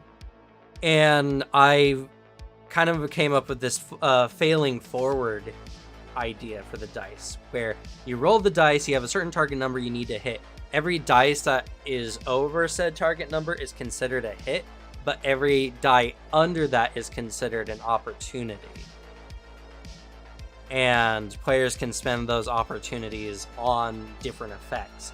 Like a lot of the skills you would use in the game will require a certain number of hits and a certain level of opportunities to do extra things. It's like, one example is your character is using a mace and you strike, the enemy, and the mace does, the opportunity can be spent to do damage to an item or object in the area that you're fighting in, So it's either you hit the enemy and your mace like slides across and like smashes a table, or you completely miss an enemy, but maybe you smash the catwalk that you're on, causing it to be damaged and even like fall apart.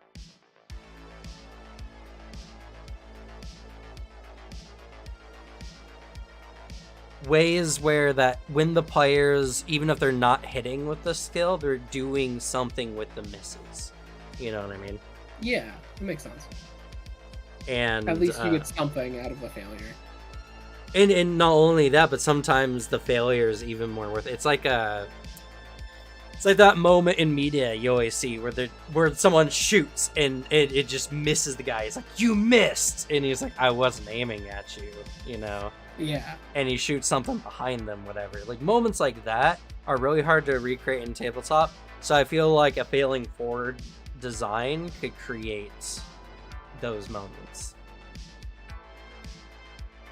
I get you. That makes sense. Because the closest I could think of is the Star Wars like fantasy flight system, where you specifically get opportunity that you can then spend on top of your successes to do something. Mm-hmm. Like succeeding with more kind of deal. Yeah. To a lesser extent, you can fail with opportunity, but there's like a very selective amount of stuff you can do. Yeah. And then essentially how the accuracy system works in the game is enemies have a defense value, which requires a certain number of hits to hit them. So, like weaker enemies are really easy to hit. And it might even create a moment where you accidentally, like, you're trying not to kill an enemy, but they're so weak you just smash them by doing so many hits on them, Yeah. creating moments where like you might even struggle from success, I think is a fun way to look at some instances happen in tabletop. Get so strong, you keep forgetting how strong you are. Well, it's not even that. It's just like, we need to take this guy alive. And it's like, okay, I'll do my best. Aims for the guy's leg, and then the guy just like trips and falls into your gun and gets shot in the head. You're like, God damn it! I was trying not to kill this guy. He fell into my gun. You know. Stuff Yeah, like it's that. the scene in Invincible, I think, is the part that hits it, where he has that crisis of like, I actually used more of my power than I would have. Why did you lied and said how strong you were? Yeah. I thought you were stronger. I thought you were stronger. Yeah. Great. I like that kind of stuff. And so creating a system where there's no failures, there's just only opportunities, I think is a very fun way to do tabletop. It also makes the sorest of players at least have something to do with the failures that they make on checks, you know?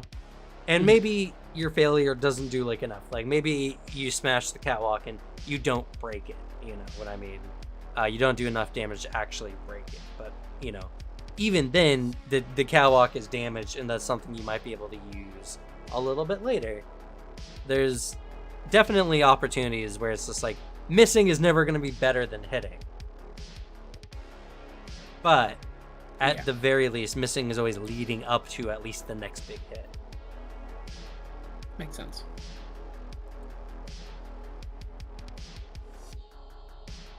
Kind of got off topic here. I bet, yeah. Oh shit, Anima, new Anima video game. They just got their new stretch goal.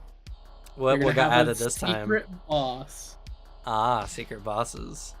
I love how a lot of their stretch goals are literally just things that like probably should be in the game anyway. Some of them, yeah. One of them was like New Game Plus. Yeah.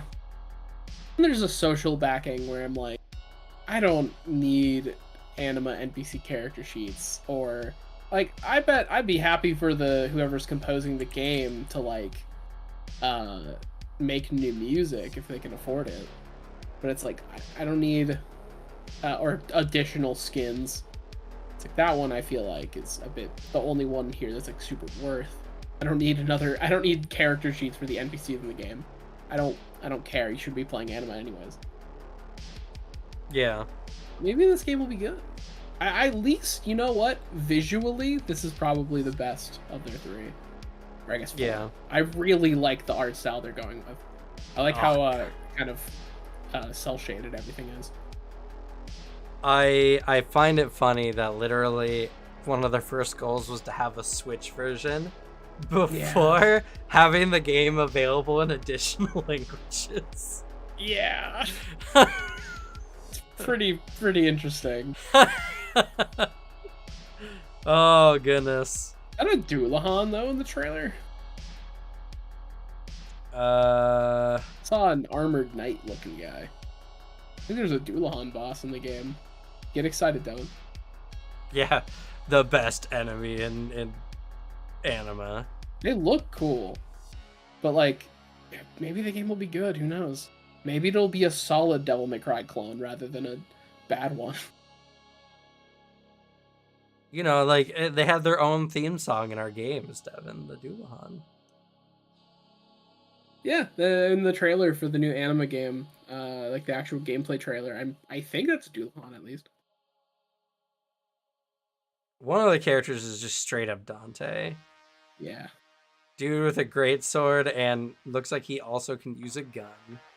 That's all I want. That is not a Doulahan. It has its head. I see. Well, maybe he takes it off later. Well, him ever having his head is the problem. Maybe that's the second form of the fight. He loses it and transforms into a Doulahan. I do like the art. I agree. I think it's visually. I think they're doing something very fun with it. It's a good way to adapt the Anima style and make it its own like fun thing. And specifically having it being very cell shaded too makes things pop better for an action game, which you need. You want a lot of visual clarity in the middle of a hectic fight. Yeah. It's so interesting to see so many enemies from the book in this trailer. Crazy. I'm happy that they're making something and they're getting some money for it. It seems like the campaign's doing well. Yeah, you know, hopefully as well as it can. It's always, I don't know. And it was just one of those things where I struggle to get excited because everything they put out is like painfully mediocre. When they had such a good TTRPG to go off of, you know? True. Not everyone can make good games, you know. Well, to be fair, even Animal's stuff. Not a great game. Nah, not really. It's got its problems. I but like that I consistently have been getting comments on my Anima video of like people being like, "Oh, I fucking adored this game, but good lord, you're so right." Yeah. Like so many of just like, I've been playing this game for years and everything here was accurate. It's like, cool. I'm glad that that my fellow Anima fans can understand that I'm right about my opinion, that this game is fantastic, but Jesus fucking Christ. I can legitimately say I've never had more fun in TTRPGs than playing Anima. Same. And yeah, I have zero urge to play more Anima. Like, there's so many stories I wanted to get through, but man, after playing Pathfinder and going back, it's like, I could have played D&D and then gone back to Anima, in all honesty. I could have played 5th edition D&D and been like, you know, I kind of miss all the crazy things we could do in Anima. But then I played Pathfinder 2nd edition, and I'm like, I literally cannot stop making interesting character ideas in Pathfinder. Anima's great, but I would not trade the jank for the experience again. I feel like I'd pull my hair out if I tried to run Anima again. I feel that. I think that's pretty accurate. It'd be cool if you did, but I also would never pressure. There's a lot of people waiting for me to be like, all right, guys, new Anima campaign. I do want to continue our story. Really bad. You set up too good of a plot. I know, I do that all the time. But it's like, there's just too many variables, and it's so easy to accidentally break the game. Yeah. Even the stuff Finwith could do was all just improv stuff that I invented for it. So it's just like, oh yeah, let me just make you a whole new class. That sounds like fun to make the game work.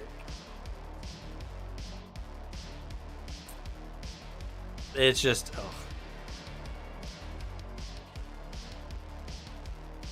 But maybe one day, you know, a good Anima game will come out. Or I'll just get rich enough and I'll just buy the rights of Anima. I'm sure this guy would sell them for like $1 million. I imagine. Or unless maybe it's not for sale. And he's just, you know, I won't budge. I have to figure that out. I'm still trying to get I gotta be more active in the all Spanish Anima official Discord server so I can get into the devs' good graces. But hey, GMs are game designers. Oh, that argument. Oh, God. I don't like that argument, yeah. Well, you know, the thing is, right, is just no one is actually saying game masters are game designers. But it's the idea of just people defending D&D by saying, a good GM can make D&D fun. What did I walk into, lol? Just talking about D&D now, I suppose. Yeah, after going off about Anima and the Anima Kickstarter.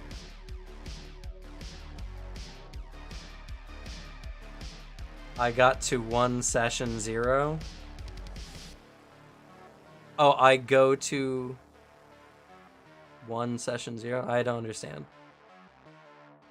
You got into a session 0? You've had a session 1? Oh, they just. Oh, went, I they go just to did one session 0, and this is what I find. Okay, that actually makes more sense with the context added at the end. I know, right? Degeneracy. I love this. cheating on Pathfinder like we are. I know. I love this farcical thing happening on Twitter recently of Nonats. I don't know if he was doing like a meme trend or something on Twitter, but it's like, do something that will get you instantly canceled, and he's wearing a D&D shirt. And just so many people in the space are just like, you cad, how dare you, in his comments. Everyone's just having fun with it. That's a good bit to run, to be completely honest. Yeah, it's all in Like, good that's fun. Yeah, exactly. It's all in good fun because like the Pathfinder people will take it in a fun way. Because that's just He literally played AD&D. I've played AD&D before, but that was before Pathfinder existed even, actually. I've never, because it's old. Never. It's too old. I'm not old, so I don't know what it is. Any AD&D book out there's probably got like cobwebs and shit in it, you know? Not counting, Baldur's Gate 2, fair. Okay, I mean, it's is that AD&D that I've played like maybe 20 minutes of Baldur's Gate 1. That's AD&D. Maybe. Definitely to say Baldur's Gate 2. I don't know. If there's a difference, though. Because I have not played Baldur's Gate 2. I played a little bit of Baldur's Gate 1, and I'm like, this is weird. I'll play it again at some point. I've heard they're good. AD&D is a novelty, I think. If you go back and play it, you get to see like the mind space of TTRPGs in like their most formative years. You know, the best part about AD&D and stuff is that the monster design is a lot funnier. True. There's some very interesting monster designs. It's always interesting, but like saying it's a good game by any standard is not what I would say. It's a good game. But people enjoyed it, and there's lots of people who still enjoy it. And there's a lot of people who like OSR style games anyway, so you know, all on them. But to say a game is good when like the whole point is like meat grindery character progression is not good game design by most standards. What do I have against Thaco? I don't actually have anything against Thaco, to be honest. It's convoluted how it gets there. Works. So that's my benefit. I have problems with it because I don't know how it works, and I've received multiple explanations on what Thaco means, and every time I'm like, I immediately forgot, because what the fuck are you talking about? Also, yeah, absolute hot take of game designers should be game master. Game master shouldn't have to be a game designer. Yeah, game designers should design games. Game masters should run the game that's been designed.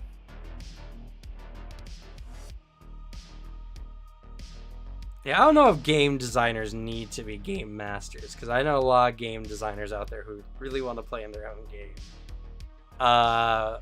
But I will side with the idea that game designers should know how to run a game better than most. Though I don't even agree with that, because game design is one thing, but tabletop theory is actually a very different thing. Running a good tabletop does not necessitate full understanding of a game.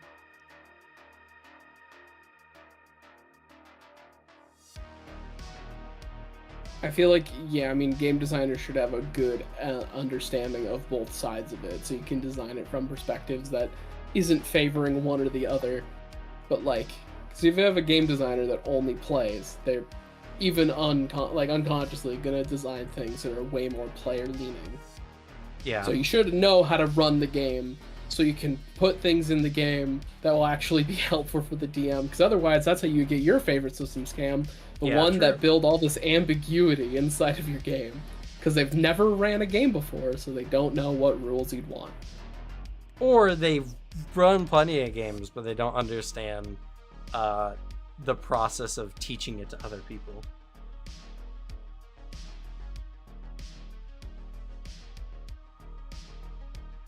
Like you need that good understanding because like the best, genuinely the best way I can put this in a method that like I can think of it. It's like Dead by Daylight. Dead by Daylight's got its two camps, killer mains and survivor mains. Killer is the only fun way to play that game, of course. So whenever any like update or character stuff drops, and then I get news of the survivor is bad, but the killer is really powerful, I immediately am like, hell yeah, this is the greatest thing ever. Fuck survivors. What like their game isn't fun. Why should I care? Killers are the only fun. Survivor's so fucking boring. But it's like okay, Nick Cage is fair. That's a fair point. Nick Cage is based. He's great. Nick Cage, and they added Ripley from Aliens into it, and I like her. I haven't seen anything on Ripley yet. Apparently, their kit's pretty solid. That's all I've seen. That's fair. But the alien is fucking goofy and looks really fun. But like, then if they like buff Survivor, games become shit now. It's no point of playing.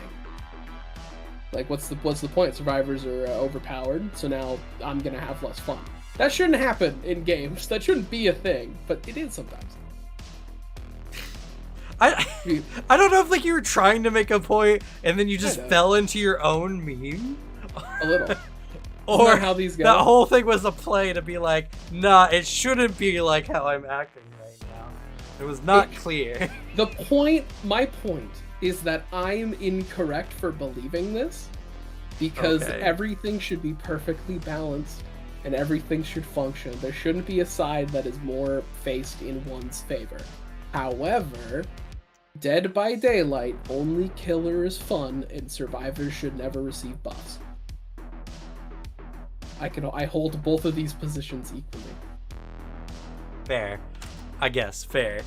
Yeah, I mean, whether it's ever going to be 100% 50-50, I don't know.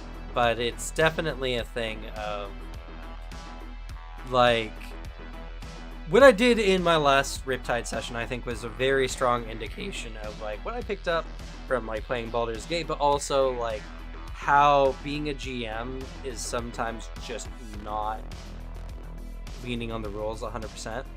Because random encounter. First of all, Pathfinder doesn't have random encounters for 2nd edition yet, which they really need it. Granted, I know why they don't, because there's like 500 monsters or whatever. And item charts would be nuts, but man, give me some good random tables, please. Give me the call, throw hands. Your pallet loops are so impressive. Take the hatchet to the face, or me vaulting it as Legion, or here's my little shock to make it so you can't drop the pallet. Good job, Survivor. You did so well this turn. You can hold a button down to make a skill check for 90 seconds in a row. Oh.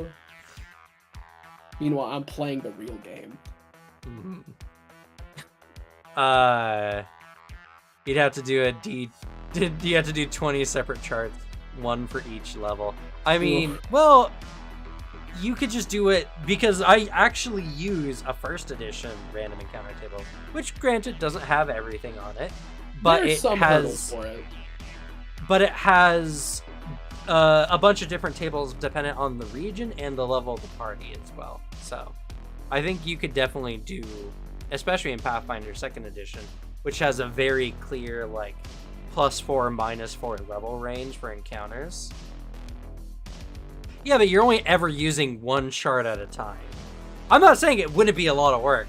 I'm definitely not saying that. I'm saying someone else do it, please, so I can use it. Someone else do the work. I don't wanna. Yeah, that's what I'm saying. Based. But if no one does, if no one else does it, I also fully understand. Talk to me after the stream. I got something for that law. Okay, cool. But also, what I was getting to before is random encounter. I rolled the gorillas on the chart, and I was like, okay, what's an interesting gorilla-related encounter? Oh, okay. You guys come across an old raid site of the Charuka and the Mwanga Expanse, and then you learn, uh, you learned a ritual that was also something that like I just improved on the spot. You know, that whole encounter, everything is was purely based on just you guys rolled gorilla on the encounter chart, right? And that is a skill that is something that you just can't put into tabletop. You know, you can't write rules for that. You know what I mean? No matter how much you state in a section, the GM can do whatever they want. The GM should make encounters interesting. There should be a variety. You should do this, that, or whatever. Stuff like that won't come easily to those who just haven't been tabletop playing long. Neither is inventing new items or rituals in this case. And the thing is like, I gave you guys a ritual that in by no way was meant for players to use. But it's interesting that it exists. And it was something for you guys to find. And who knows what you might do with that information. Who knows? Maybe evil things. Turn down the background music a bit. Really? That level is too loud? Huh. It is a little, like, loud. It's kind of even with your volume. It shouldn't be. Is that still audible?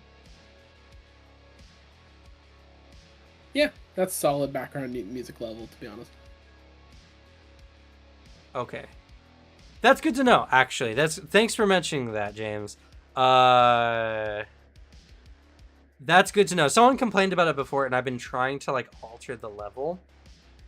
One thing I really wish YouTube would do was let me change the audio by like 1 decibel amounts.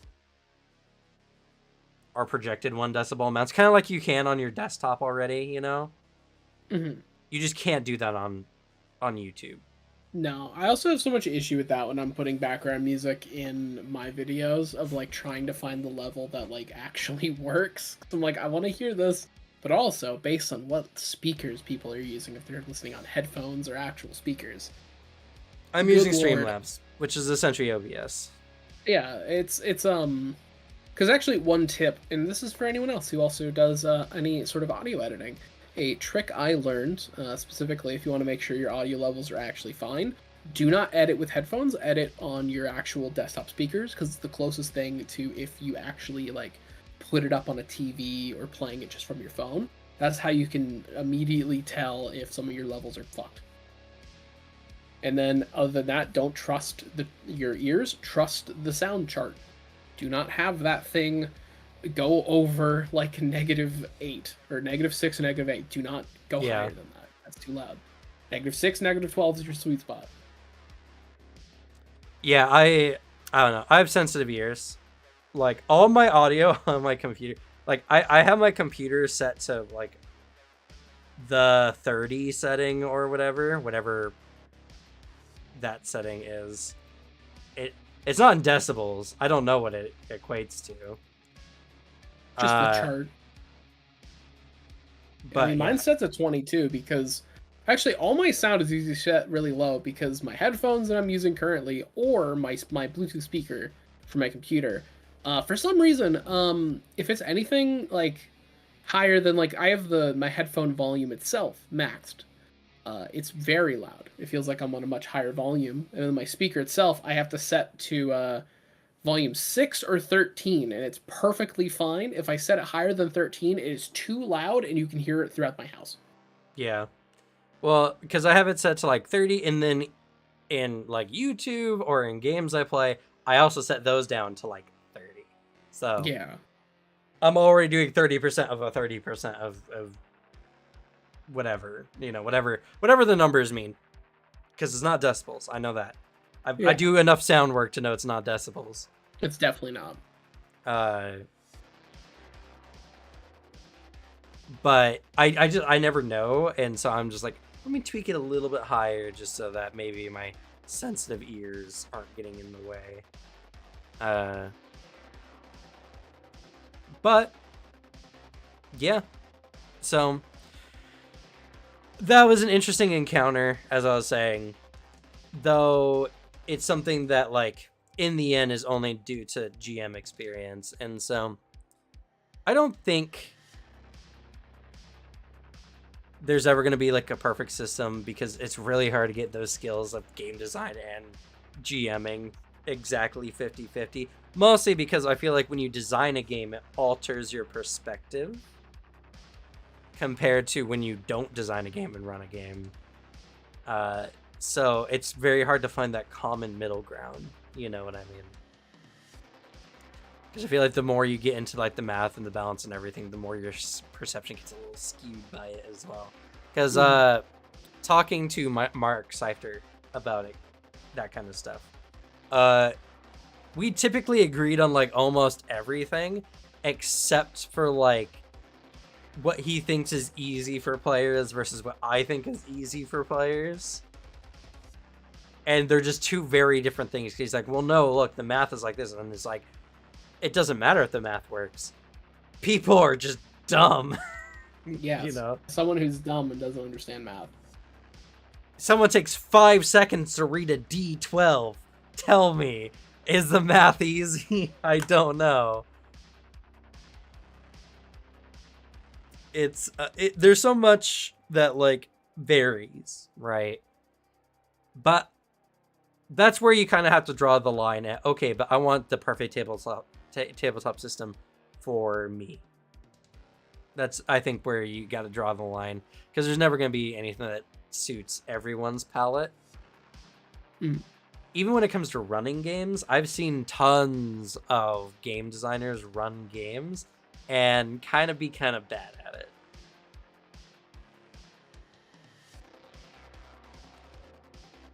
And it's just because the skill doesn't necessarily translate 100%. Yeah, it makes sense. I mean, there are even people out there who designed their own video game but aren't the greatest at it. Yeah, not everyone can be the dev of fucking Devil May Cry, who did that one showcase for Final Fantasy 16 and popped the fuck off. That was one of the coolest gameplay reveals I've seen, of just like, all right, here's a demo of me fighting the first boss, and then he took no damage. Yeah, he's like, oops, I didn't mean to take 0 damage. Just like, damn, dude. Fucking rules. Or Sakurai being like, yeah, to test it, I play, I usually do the 1v1s myself by using a controller in each hand. You're like, how? He's like, I don't know, I do it though. Yeah, right. And then he shows it on video, and he's like, playing fine. Crazy. But that's going to be it for us today. We've gone over time. Not quite the controversial stream, honestly, that I guess I was hoping for. I mean, it's a pretty solid, normal opinion that VTTs are good things. Right, but I was expecting the non-normal people to show up. Just like wait for the comments. Tend to. I think sure. Honestly, I think the most controversial opinion I shared here is my Dead by Daylight opinions. Fair. They're completely accurate, though. Fuck Survivor, and they should be bad. Nerf all survivors. I like how the beginning of these streams, either before we're even on stream, or when we're just kind of talking about stuff, and I say, we'll talk about it in a minute, and the people just start going off in the chat about their takes and then leave. Always happens every time. We're just like, they're not bad, or they are bad. No discussion. They just give their point and leave. And it's like, based. It's like, thanks, I guess. We were gonna have a discussion about that, but good to know that you think that way. No one came in today when it was like, VTTs are bad. Everyone came in and was like, VTTs are good. How dare you? And then left.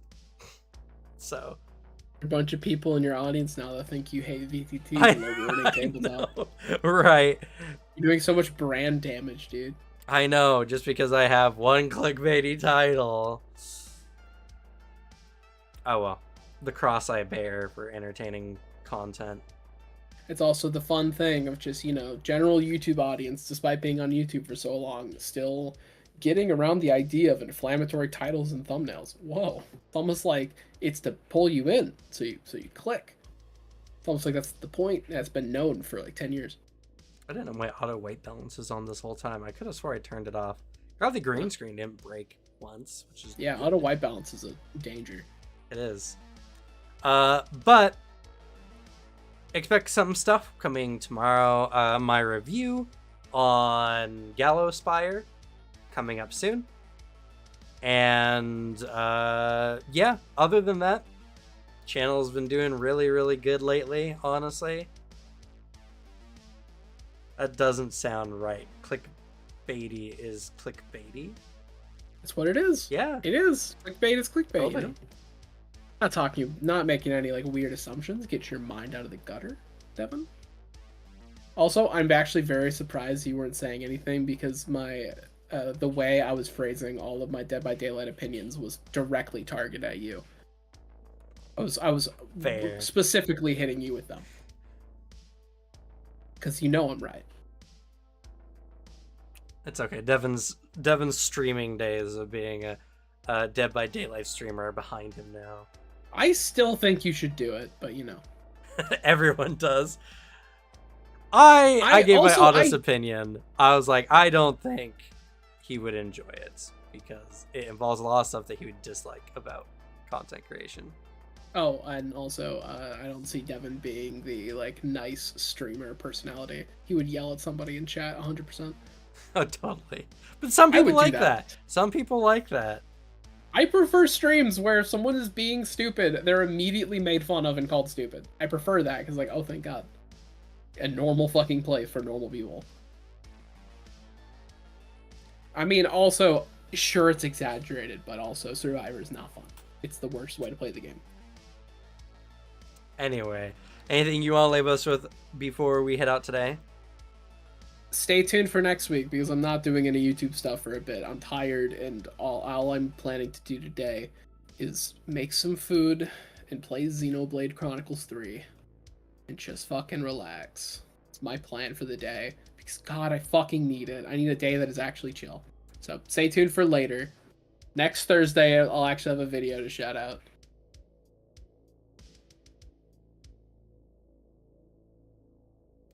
All right. That's going to be it for us. Yeah. Thank you all so much for watching. Have a good night. Night.